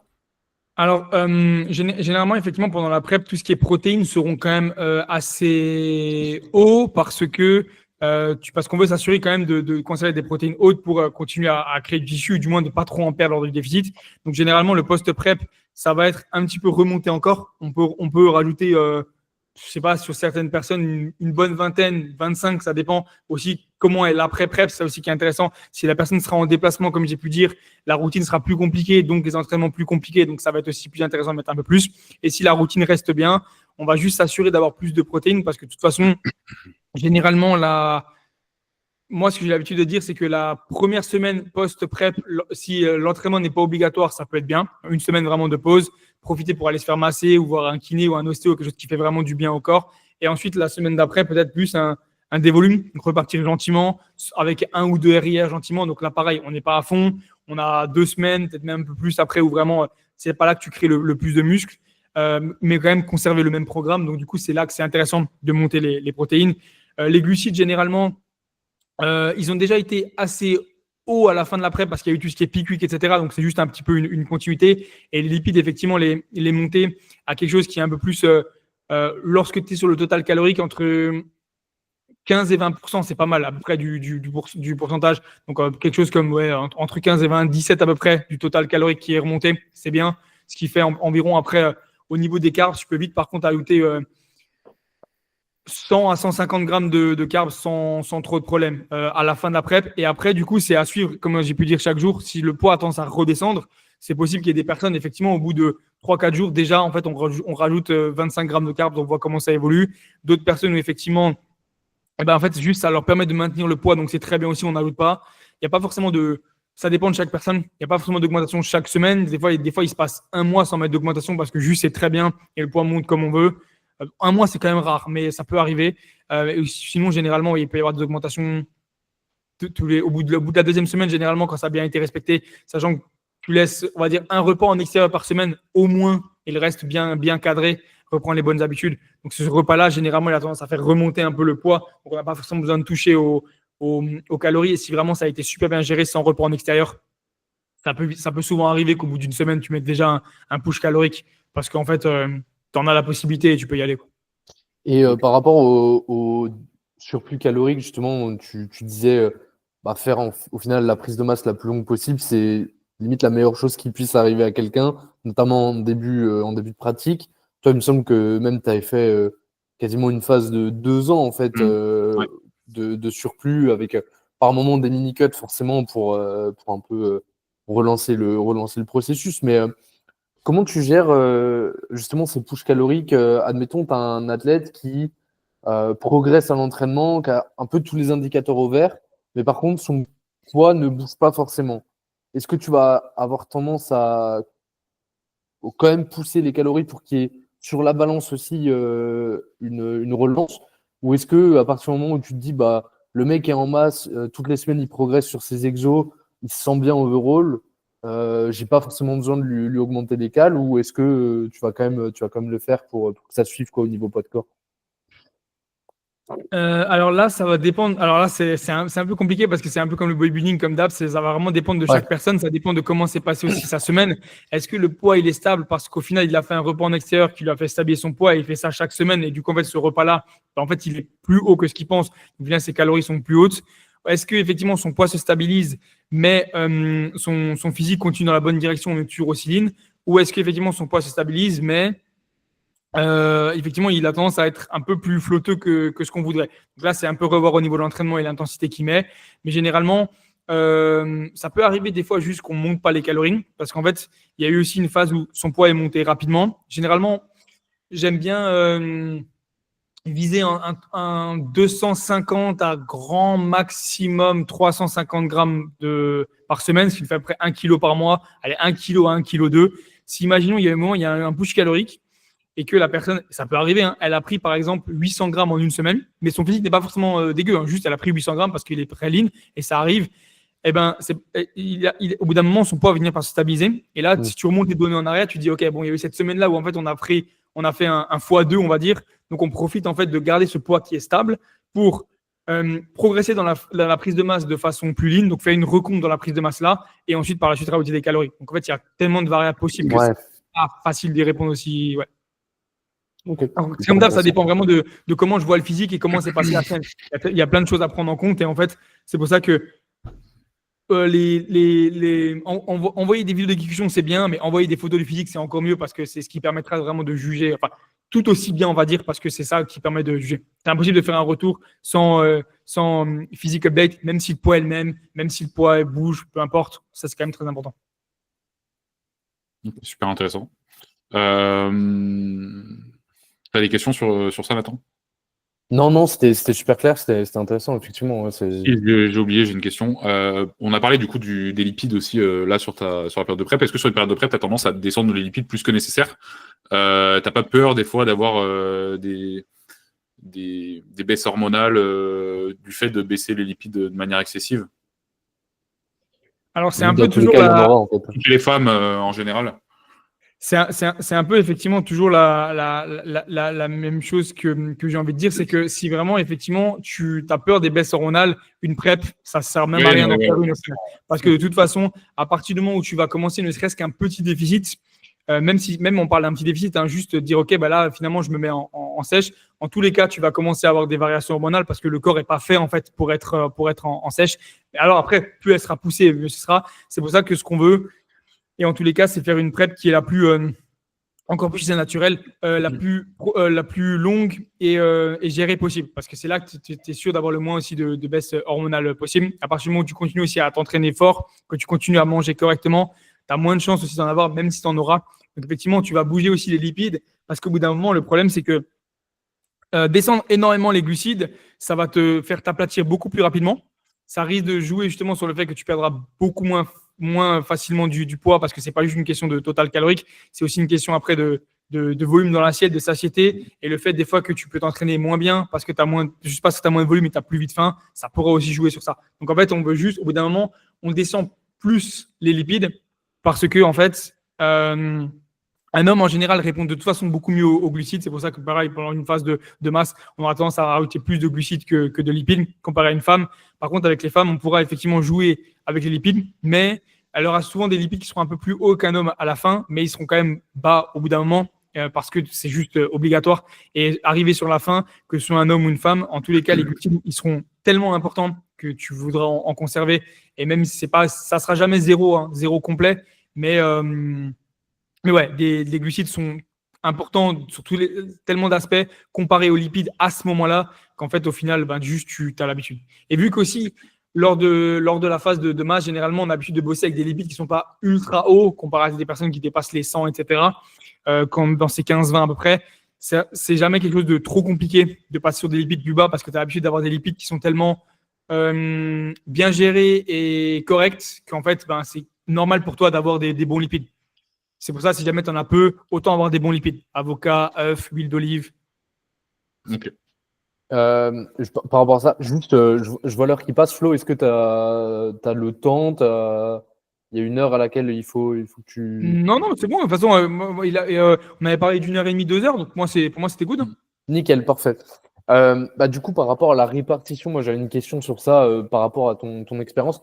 Alors là, on va sortir un peu du cadre de la prep et vraiment de fin de prep parce que là, c'est ta répartition calorique, forcément, tu es obligé comme tu disais, de faire l'impasse sur certains choix. Et de toute façon, là, on n'est plus dans le cadre, on va dire, de la santé optimale hormonalement.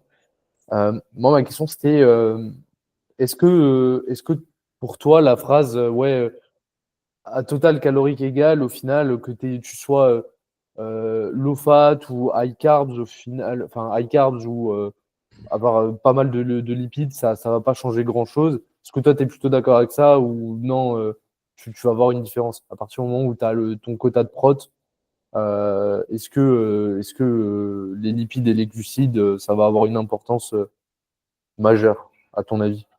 Alors, pour moi, ça aura, quand tu vas commencer aussi à manger pas mal, une grosse importance, surtout sur la partie digestion.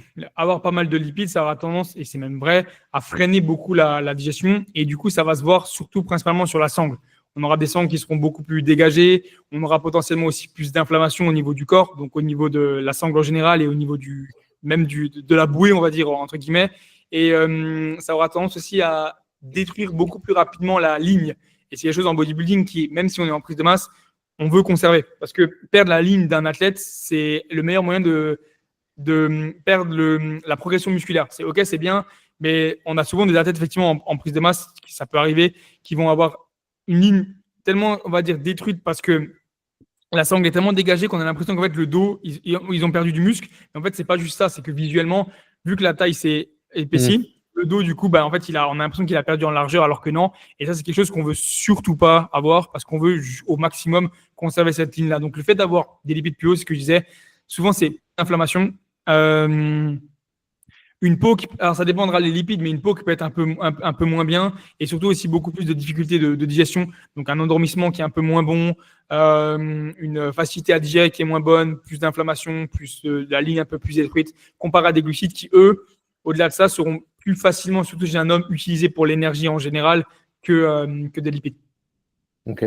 Et est-ce que, par exemple, si on raisonne en termes de… Je sais pas comment tu raisonnes dans ta répartition en macro, est-ce que tu raisonnes en pourcentage de total calorique ou alors en grammes par kilo de poids de corps, tu vois? Est-ce que, tu vois, en termes de lipides, tu as, on va dire, un delta, tu veux pas descendre en dessous, tu veux pas monter au-dessus? Alors, pas descendre en dessous, c'est la même chose. C'est lorsque tu es en prep et que tu es un athlète qui doit arriver à condition, tu peux pas avoir de minimum parce que c'est le meilleur moyen sinon de se dire ok il arrivera pas prêt. Donc en fait, même si ça te paraît absolument horrible et que son total, alors c'est pas arrivé, mais son total calorique n'est plus qu'à 3 chiffres. Si c'est ce qu'il faut qu'il se passe proche de la compétition pour qu'il atteigne ce qu'il faut, malheureusement il n'y a pas trop le choix et c'est un peu aussi ça le rôle d'un coach.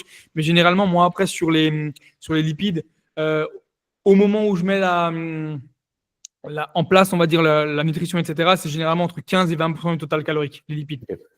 C'est quoi excuse-moi, je t'ai coupé. Ouais. Non, c'est juste ça, entre 15 et 20%. Et après, généralement, quand il y a des pushes caloriques, j'augmente de 5 en 5 ou de 10 en 10 les lipides selon comment augmentent les glucides. Donc, on est plus ou moins à chaque fois dans ce ratio-là. Ok. C'est quoi le total calorique le plus bas que tu es programmé Le total calorique le plus bas. Après, des fois, il y a des totals caloriques aussi qui sont bas, mais principalement aussi, tu y arrives parce que la personne, elle ne respecte pas forcément. Et ça, en fait, tu t'en rends compte au bout d'un moment et après, tu veux juste pas descendre plus bas. Mais sinon, c'était pas parce que la personne ne respectait pas. C'était 1450, si je ne dis pas de bêtises. Mais à ces 1450 là, généralement, tu rajoutes. Alors, c'est pareil, on est d'accord, là, c'est vraiment sur la fin, quand il faut décharger, quand il y a vraiment. C'est juste après derrière remplir. Donc, on est sur une semaine ou un peu de ça. Mais en plus de ces 1450 là, il y a toujours l'entraînement à faire. les potentiels 12 500 pas par exemple ou 15 000 pas, bon, voilà. Et des fois aussi du cardio en jour off. Donc il y a ça aussi. Et généralement, les 1450 sont plus sur les jours off que les jours on.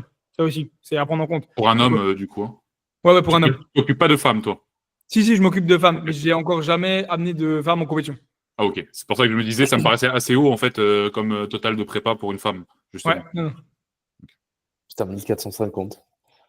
Effectivement. Après, t'es tellement au ralenti et t'as tellement presque en fait l'habitude que. Après, pareil, c'était 1450, mais la personne, tu vois, ne faisait pas 1m75. On parle de 1 m un petit peu en dessous des 70 et du coup, le poids sur scène était très proche des 60. Donc, c'est au final pas si aberrant que ça, quoi.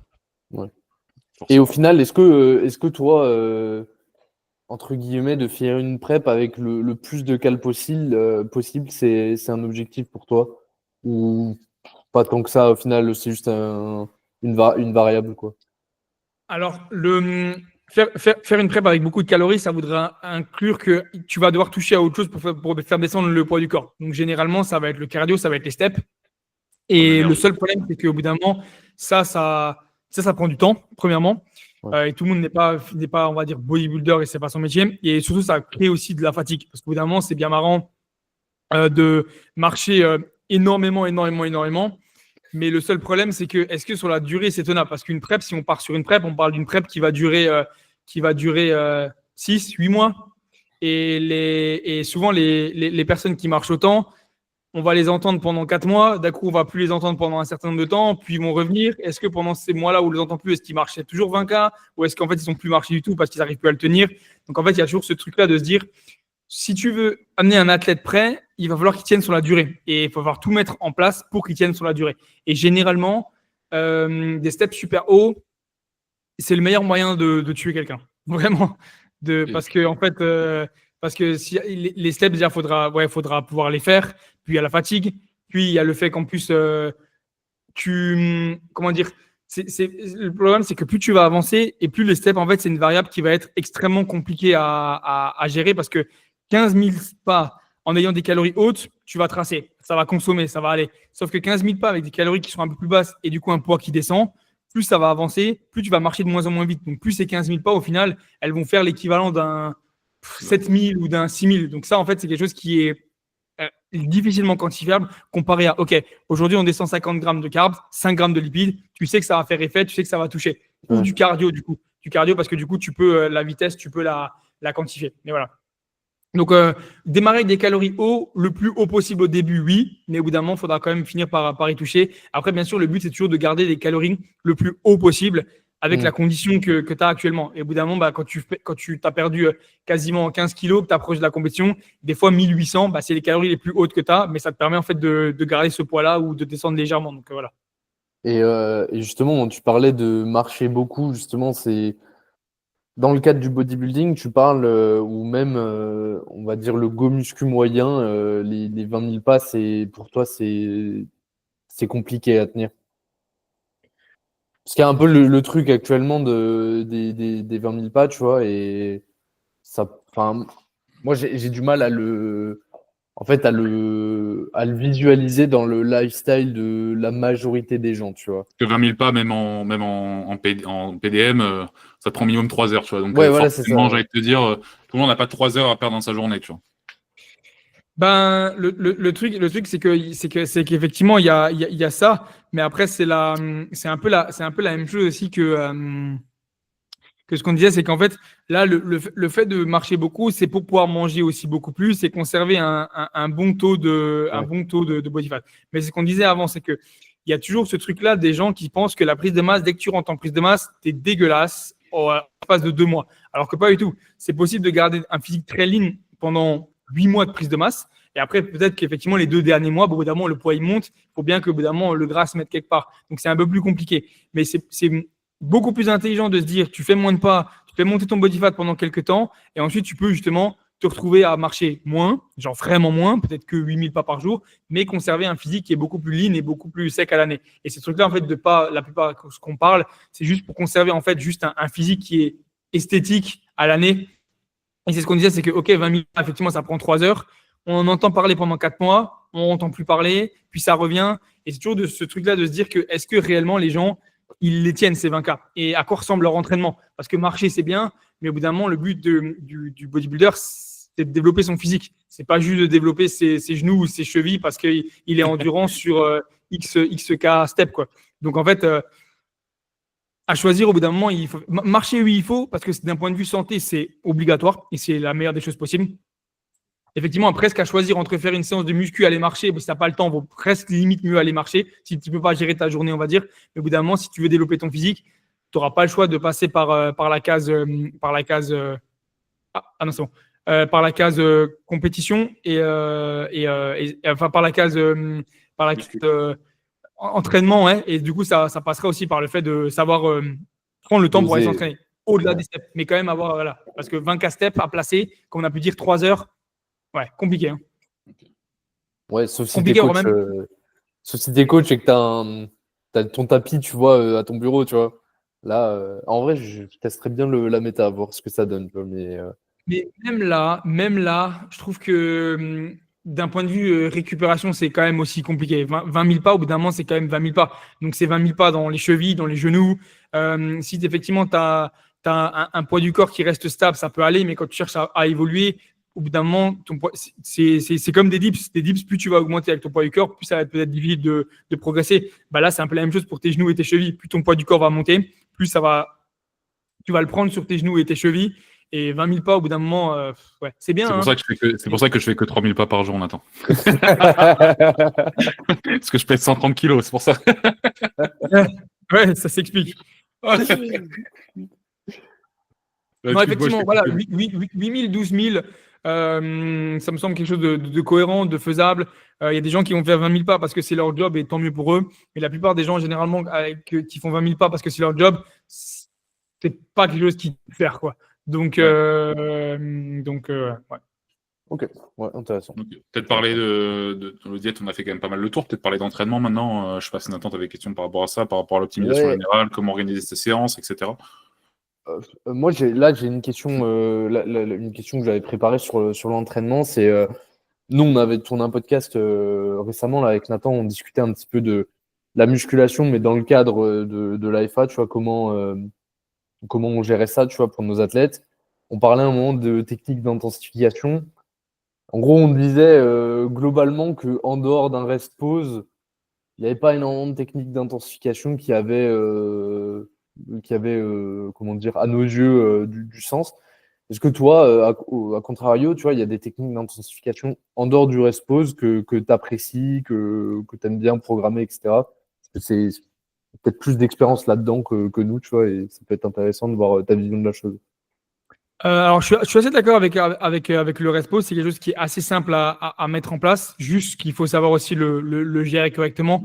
Le respo, effectivement, c'est pas genre profiter pour gratter 10 répétitions en faisant un respo à chaque répétition. Donc, on en parlera peut-être d'un point de vue bodybuilding. Le respo, je suis assez d'accord. Le drop set, c'est quand même quelque chose qui peut être important. Drop set x1, drop set x2, ça peut des fois permettre de gagner du temps et de quand même réussir à mettre du volume sur un muscle sans rajouter énormément de séries. Que ce soit par exemple pour les épaules, même pour le dos. Tu as déjà pu programmer ça aussi sur le dos.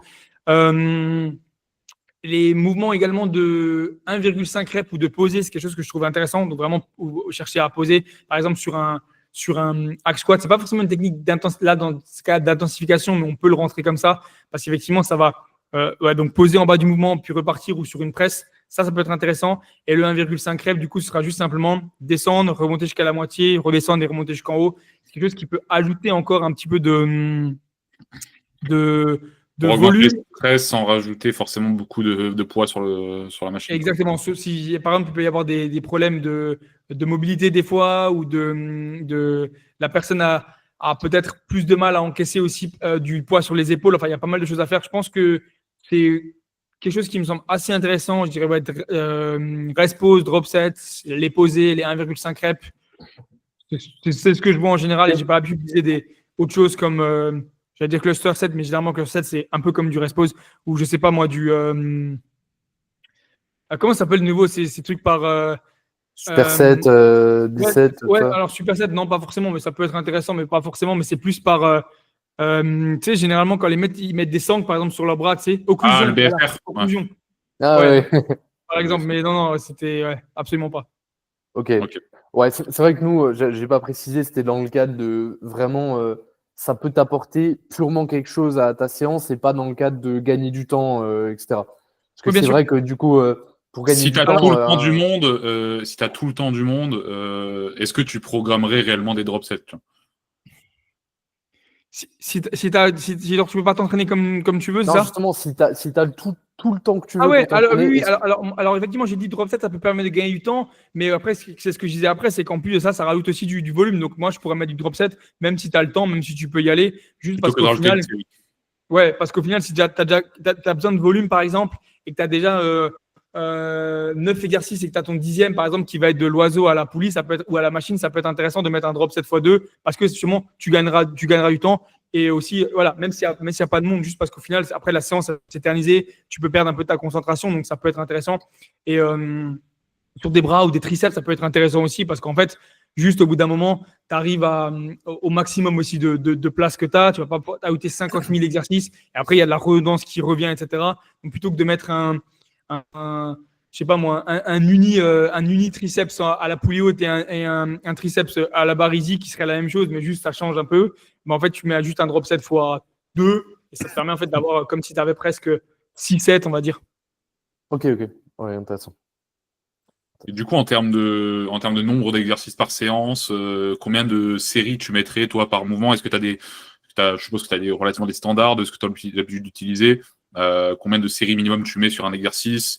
C'est quoi, toi, un peu tes méthodes de programmation? Comment tu récupères un nouvel athlète relativement débutant? Comment tu gérerais un peu la chose? Relativement débutant, déjà, je regarderai un peu potentiel. Alors, les points forts, ça dépend à quel point il est débutant, effectivement. Je ne travaille pas forcément avec des débutants. On a déjà quand même, généralement, ils sont déjà allés à la salle, ils ont un minimum. Donc, on commence déjà à avoir quelque chose un peu sur le physique et gérer le volume par là. Je pense que ça peut être intéressant sur un débutant, même qui vient de commencer, de viser peut-être un volume qui est peut-être légèrement plus haut et le revoir à la baisse par la suite. Vaut mieux, en fait, au début, en faire un petit peu trop et se dire, OK, le mec, il est quand même bon, quoi. Il met une grosse intensité. Sur le hack squat, il a 3 sets, mais là, le troisième set, on voit vraiment qu'il épuise, il récupère pas entre ses deux legs. Et c'est là, justement, que c'est intéressant d'avoir les bonnes questions sur le Google Sheet, de dire, OK, comment s'est passée ta semaine, comment s'est passée ta récupération, parce que le gars va pas forcément le dire, mais d'un coup, il va dire, j'ai vraiment du mal à récupérer entre ma séance legs A1 et legs 2. OK, une fois. Bon, tu as mal dormi à ce moment-là, il y avait les cours, etc., ou il y avait le taf. OK, deuxième fois. Cette fois-ci, tu as bien dormi, tu as bien mangé. OK, troisième fois peut-être, ou même avant. Hein. OK, là, clairement, en plus des vidéos que je vois, tu t'entraînes très bien et tu récupères juste pas parce qu'en fait, tu peux pas récupérer parce qu'au final, c'est ton corps qui est comme ça et n'importe qui ne pourrait pas récupérer. Du coup, tu peux drop du volume et là, progressivement, tu vois et tu revois à la baisse si besoin. Les exercices sont un peu plus compliqués, t'en laisses d'autres un peu plus haut et progressivement, tu as des gens qui commencent peut-être avec un volume de, je sais pas moi, par exemple 17 sur un muscle et qui finissent plus qu'avec 12 et qui en fait progressent aussi bien, voire même encore mieux parce qu'ils récupèrent beaucoup Ouais. mieux et ça permet de se concentrer ensuite sur d'autres muscles. Ok. Du coup, le truc de plus t'es avancé dans ta pratique, plus t'es censé avoir de volume, t'es pas forcément d'accord avec ça. Ben, normalement plus tu vas être avancé, plus tu vas réussir à Mettre de euh, l'intensité de mettre de séance. l'intensité, réussir à avoir plus de connexion nerveuse et de stress en général sur tes muscles et à recruter aussi plus d'unités motrices, donc évidemment pousser plus lourd, donc créer un stress aussi qui est plus fort, normalement. Donc, c'est pas forcément plus de volume, mais c'est un volume qui est adapté en fonction aussi de la récupération et des besoins. Je pense pas que alors effectivement, les gens qui pensent ça, c'est souvent qu'en fait, ils se sont jamais forcément vraiment bien entraînés. Et en fait, l'accumulation de l'entraînement qui est pas fou fait qu'en fait, ils en font de plus en plus pour rentabiliser. Mais au final, ils pourraient faire beaucoup moins et réussir à avoir quelque chose qui est largement suffisant. Ouais, quand tu vois des gens avec 37 par jour sur un muscle, avec une intensité ridicule, et que tu leur dis, Ouais, bah, tu devrais faire moins de 7 et mettre plus d'intensité, ils te disent, ouais, mais en fait, si je fais pas 4 séries, 15 reps par exercice, qu'est-ce que je fais, quoi? Donc, c'est ça, Et exactement. est-ce que ça m'amène une question, tu vois, nous on va dire que en force, il y a un peu, je veux dire, tu as un peu ta variable d'intensité et ta variable de volume, et forcément, tu peux difficilement avoir les deux au max, tu vois. À un moment, c'est soit tu t'entraînes avec des RPE assez élevés ou des RIR assez bas et du coup, forcément, tu es obligé de cut un peu ton volume. Ou alors, à l'inverse, si tu en fais un peu moins en termes d'intensité, tu peux te permettre peut-être d'en faire un peu plus en termes de volume. Est-ce que toi, tu penses que ça se vaut réellement en bodybuilding, un programme, on va dire, avec beaucoup de séries, mais peut-être des RIR un peu plus hauts, et un programme avec moins de séries et un RIR, par contre, 0,1.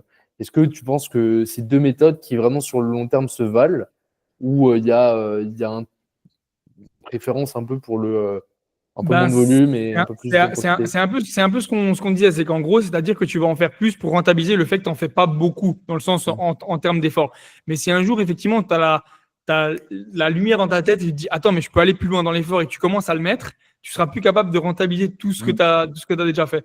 Donc, en fait, au lieu de perdre du temps, effectivement, tu as meilleur temps de viser. Alors, effectivement, les gens, ils vont tout de suite se dire, OK, j'aurai moins de. C'est un low volume. Ça, c'est aussi le truc. Ça, on peut en parler. En fait, les gens, ils voient ça comme un low volume, mais au final, c'est la méthode, effectivement, qu'avec peut-être un back-off et un top set, c'est pas du tout, en fait, au final, un low volume. Ça peut-être paraître un low volume sur la séance, mais quand tu regardes sur la semaine complète, on est loin d'être à un low volume. Quand tu commences à avoir du dos, par exemple, qui est à quasiment, en comptant vraiment tous les mouvements qu'il implique dedans, plus de 27, c'est pas du low volume, tu vois. Pourtant, sur ta semaine, tu as quand même 27 et tu fais progresser. Alors, effectivement, certaines personnes n'auraient peut-être que 27 sur une seule séance, mais après, c'est aussi une question de, comme j'ai pu dire, de rentabilité. Est-ce que tu es sûr que ces 27, tu les rentabilises correctement sur une seule séance ou sur deux, en plus en visant plusieurs axes de travail? Parce que si on prend le cas des pecs, si c'est ton haut de pec qui a rattrapé, ok, c'est bien, sur une séance, tu vas faire de l'écarté incliné,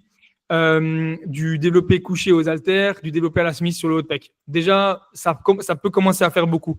Alors que là, tu pourrais très bien te dire, je garde mon incliné écarté sur une séance, mon développé à la Smith, et sur l'autre, garder ton écarté encore une fois, mettre encore un développé, peut-être en plus remettre à la Smith, tu n'as pas beaucoup de matos, et réussir à avoir un volume qui est tout autant énorme, mais à rentabiliser beaucoup mieux parce que tu auras récupéré entre. Il y a ça aussi. Parce que c'est toujours pareil, c'est 4 séries, ok, mais si tu as 4 séries, mais qu'en fait ta première, deuxième et troisième, c'est un set de chauffe, comme ça arrive chez beaucoup de personnes et qui n'ont toujours pas compris ça, ça ne vaudra pas forcément le coup, quoi.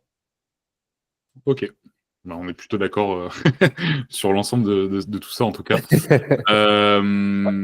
Qu'est-ce que tu penses, du coup, toi, c'est quoi ton avis sur la suroptimisation des mouvements? Le fait au lieu de faire un tirage vertical, par exemple, faire un iliac pull down ou faire, au lieu de faire juste un tirage horizontal basique à la poulie. Non, je prends l'exemple des exercices de poussée. Je ne sais pas si tu connais, par exemple, Ben Yannes, qui avait pas mal percé à un moment sur Instagram, qui faisait énormément de suroptimisation des mouvements avec on va dire des poussées autour du corps, etc. Qu'est-ce que tu penses un peu de ce genre de choses en bodybuilding? Alors, il y a plusieurs choses à voir dans ce cas-là. C'est que souvent, les personnes qui commencent à faire des trucs un peu fous comme ça, c'est souvent beaucoup pour du buzz et de l'entertainment. Et eux-mêmes, généralement, ne progressent pas forcément là-dessus. En fait, ce que j'ai envie de dire, c'est que les personnes qui croient ça, elles auront qu'à essayer. Et généralement, ils verront vite que les résultats seront. Alors, la sensation peut-être sera incroyable, mais les résultats ne seront pas forcément là, tout simplement parce qu'au final, il y a des choses qui sont intemporelles, je pense qu'on peut dire ça comme ça, et efficaces depuis quasiment la nuit des temps, et on ne peut pas forcément les changer. Maintenant, il y a la suroptimisation dans le sens une question d'angle et de placement. Ça peut être effectivement intéressant si vraiment tu veux travailler une zone ciblée du dos. Faire un tirage d'une façon ou un rowing d'une autre pourrait être plus intéressant que juste cibler l'ensemble du dos. Je prends l'exemple d'un rowing Yates, par exemple, où tu vas cibler peut-être plus le haut du dos. Un rowing où tu vas te concentrer sur le poser au sol et garder ton buste plus proche du sol, tu vas te retrouver plus facilement à travailler la partie basse, voire médiane du dos, même si c'est aussi le haut du dos, mais tu n'auras pas que du full haut du dos. Donc là, ça peut être intéressant. Donc, cette suroptimisation-là, elle sera, selon moi, importante et intéressante si tu as un physique le plus complet possible et si tu as des points faibles.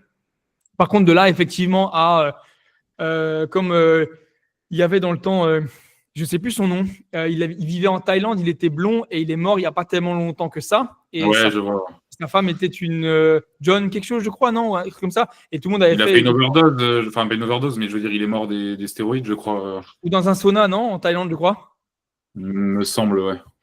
Ouais, non, mais je vois plus ou moins qui c'est, ouais. Et ben lui, effectivement, il avait toujours des trucs un peu farfelus et il expliquait que regardez, faire comme ça avec l'halter, ça va donner ça, dans une salle qui était bien éclairée, torse nu, avec plein de fibres, etc. Et au final, c'était bien, c'était entertainment, mais on voyait bien qu'effectivement, la plupart ne servaient à rien. Donc, effectivement, suroptimisation dans ce sens-là, non. Mais suroptimisation au point de vraiment chercher l'exercice qui fera que tu cibleras correctement la zone, là, oui, là, je suis d'accord. Quand je parlais de suroptimisation, ouais, je parlais plutôt de faire des trucs farfelus en pensant que c'est de la suroptimisation. Bien sûr, le fait d'avoir le programme le plus optimisé pour toi, ce sera toujours la meilleure des choses. Mais... Le truc de ce genre de mouvement aussi, c'est quelle est ta capacité à progresser dessus, tu vois. Tu prenais le cas d'un mouvement comme ça. C'est quoi ta capacité parce qu'au bout d'un moment, tu vois, il y a un truc, là, pour le coup, on va se rejoindre sur les deux pratiques, c'est que en bodybuilding naturel, en fait, t'es fort aussi, tu cherches à devenir fort, tu vois. Il n'y a pas de dissociation, être musclé et être fort. En fait, les deux sont liés, tu vois. En F1, on cherche à être musclé, en body, il cherche à être fort. Tu vois, quelle est ta capacité aussi à devenir fort sur un mouvement instable. Ouais, ou même un mouvement peut-être biomécaniquement sur le papier ultra optimal, mais en fait, éternellement, tu vas charger 6 kilos, tu vois, alors que tu as les pecs de. Exactement, c'est exactement ça. Tu prends un truc tout bête, mais c'est comme un goblet squat, c'est très bien. Mais au bout d'un moment, quand tu deviens bon dessus, un halter de 60 à tenir vite fait dans les mains, sans sangle, etc. RDL, c'est la même chose. Voilà, je suis pas certain que ton bas du dos il prenne pas plus que tes genoux, juste parce qu'en fait, tu n'arrives plus du tout à le tenir, quoi. Ouais. Qu'est-ce que tu penses du coup en parlant de goblet squat, etc. Mais quel est ton avis toi sur le fait de programmer des mouvements SBD justement pour du body en progression pure, sans prendre l'aspect purement adhésion, on va dire, à l'entraînement de tes clients?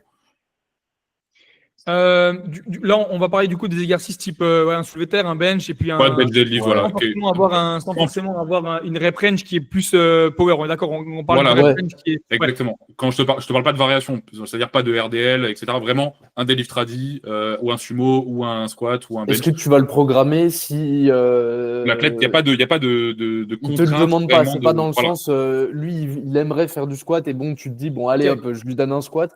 Est-ce que toi de prime abord si le mec te dit je veux juste devenir musclé, est-ce que tu vas lui mettre ça ou tu vas te dire Alors un soulevé de terre pur, peut-être difficilement à la place d'une variante comme un soulevé de terre jambes tendues ou effectivement un RDL, même si effectivement ça peut se faire. Maintenant, par exemple, un squat et un coucher, à moins d'avoir vraiment une salle qui est très mal équipée. J'ai de la chance aussi sur ça. Effectivement, les personnes qui me rejoignent, c'est des personnes qui sont assez ouvertes et qui font en sorte d'avoir des bonnes salles. Donc ça va. Ça va être aussi très compliqué et très rare si la personne ne le demande pas. Tout simplement parce qu'effectivement, ce que tu cherches dans ce sport-là, c'est au-delà d'être fort, c'est surtout être stable et de recruter correctement le muscle que tu veux. Et un développé couché, quand c'est bien fait, effectivement, tu vas avoir énormément de tension qui va s'appliquer sur les pecs. Mais avant d'avoir un développé couché qui est vraiment, vraiment bien fait, il faut quand même pas mal de pratique et être extrêmement fort. Et en fait, ce genre de mouvement-là, c'est le genre de mouvement-là où tu vas commencer à devenir bon quand ton body fat commencera un peu à monter parce que tu seras beaucoup plus stable. Donc, c'est possible de passer là-dessus d'un moment, mais pas directement d'y démarrer. Mais c'est pas quelque chose qu'effectivement je mettrais directement comme ça à quelqu'un qui me le demande pas, à part si effectivement il n'a pas beaucoup de matos, parce que justement, la stabilité, l'effort, la dangerosité, on va dire, la proximité avec l'échec est souvent beaucoup plus compliqué qu'un squat à la Smith, si on prend le principe d'un squat ou alors d'un Smith, d'un coucher Smith, d'un incliné Smith ou d'un. Par contre, quelque chose comme un coucher aux haltères, c'est possible. Tu vois, un coucher aux haltères, c'est quelque chose que je vais pouvoir mettre, même s'il ne le demande pas, parce qu'effectivement, ça a tendance à être aussi beaucoup plus intéressant en sortie, par exemple, de prep, parce que justement, cette instabilité va te faire aussi commencer à bien progresser au niveau des épaules, surtout si tu as besoin de continuer à progresser un petit peu au niveau des épaules et des pecs, ça peut devenir intéressant, moyennant aussi le matos qu'il y a dans la salle, bien sûr, mais c'est quelque chose que je pourrais, par exemple, programmer. Ok, bon, on est entièrement d'accord sur la question. Moi, je pense que j'ai épuisé un petit peu mes questions que j'avais préparées. Je sais pas si Nathan, tu as d'autres questions. Non, moi, j'ai plus de questions non plus. J'ai fait le tour. Quel dommage. Est-ce que toi, tu aurais des questions, Flo? Ah, si, j'ai des questions. On a des gens qui ont posé des questions sur la boîte à questions. Ah, bah, si je passe juste vite aux toilettes et on y répond. Ça te va? Vas-y, ouais, je vais y aller aussi.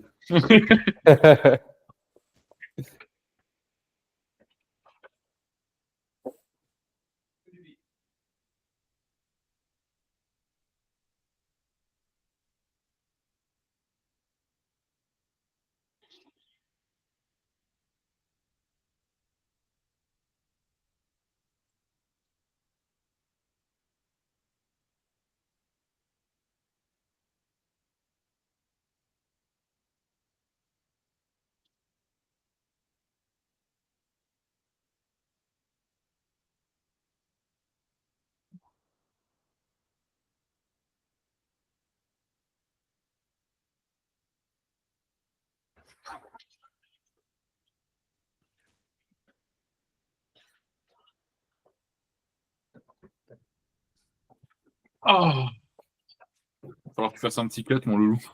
Ouais, c'est pas grave. C'est pas grave. Timing. Re. Ok, alors, question. J'ai Justine qui m'a posé 3 questions. C'est la seule qui m'a posé des questions. Alors, que je retrouve. Que je retrouve.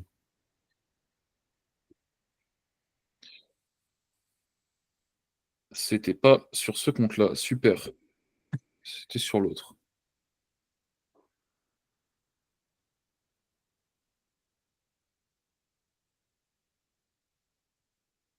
Mhm.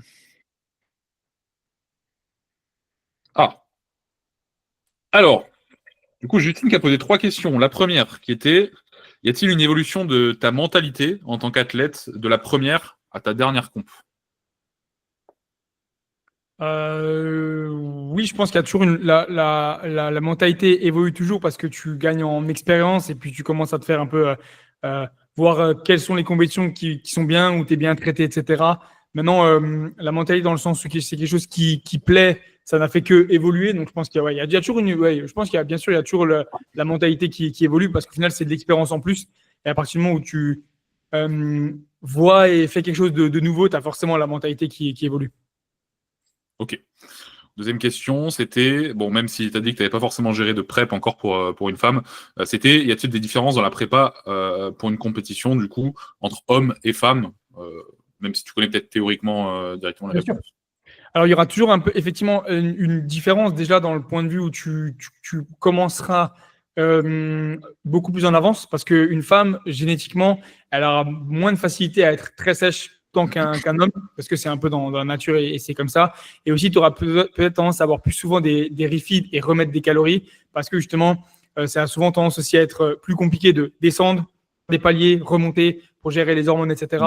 Tu vas aussi essayer de le moins rapidement possible que les règles s'arrêtent, parce que ça aussi, du coup, ça veut dire aussi, à partir du moment où tu as, les règles qui s'arrêtent, c'est aussi un dérèglement. Donc, qui dit dérèglement aussi dit possiblement plus de difficultés à perdre du poids, à être sèche, à peut-être en récupérer. Donc, il y a ça aussi qui est à faire gaffe. Ok, donc pour toi, je veux dire, l'arrêt des règles, forcément, ça va être un passage obligatoire lors d'une prep pour une femme. Alors, c'est toujours la même chose, ça va dépendre de chaque personne. Il y a des personnes qui, peut-être par le passé, auront été très sèches de leur sport ou de leur passé, qui ont réussi à les conserver sans problème, et d'autres personnes qui, dès que ça va descendre un tout petit peu, vont les perdre très rapidement. Mais c'est quelque chose qui, effectivement. Pas un Après, signe d'alerte. ouais, non, pas forcément pas forcément un signe. Après, ça dépend effectivement à combien de temps. Mais comme on a dit, là, on parle d'un point de vue santé, tu vois. Ouais. Chez un homme, effectivement, la testostérone va être très basse. C'est aussi quelque chose qui est très, très mal. Mais on a juste des signaux qui sont peut-être un peu moins visibles, on va dire, que chez une femme. Ok. Et du coup, bon, tu as répondu, mais la question, c'était le dégressif, c'est pour la gonflette. Mais du coup, comme tu as déjà répondu à cette question. Bah, effectivement, après, un dégressif sur chaque exercice, ça commence à faire un peu bizarre et un peu beaucoup. Mais sinon, c'est fait intelligemment. Et pareil, c'est pas sur chaque série, c'est pas sur chaque exercice. Ça peut être bien fait, ouais.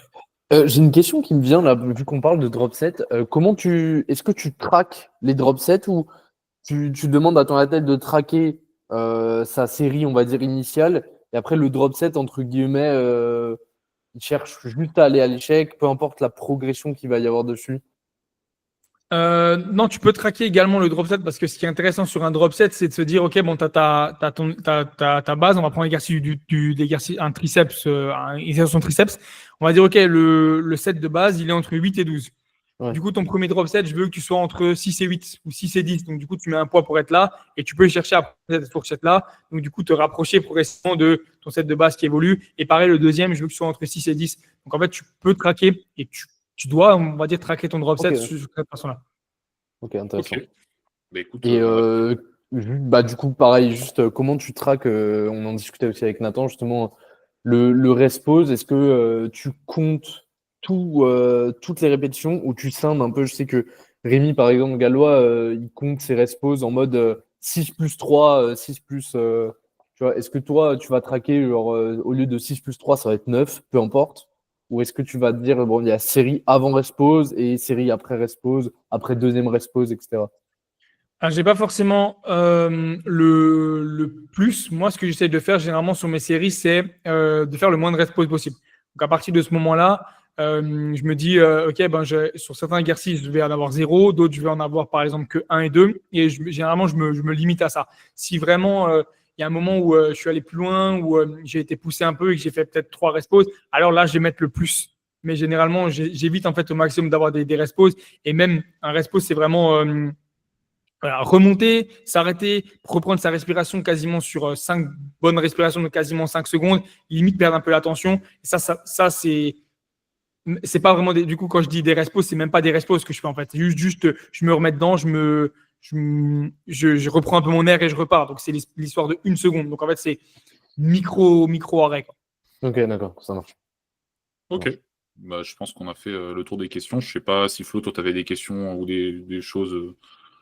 Non, je pense que du coup, en me posant les questions, ça m'a permis d'apprendre pas mal de choses aussi sur votre façon de faire les choses. C'est ça aussi qui est cool avec les podcasts. Je pense que on aura aidé un max de monde. Si jamais ils ont de toute façon des questions, je suis pas sur les plateformes où ce sera, mais au pire, moi, si jamais il y a des questions ou quoi, je pourrais toujours y répondre aussi. Donc, il y a pas de souci.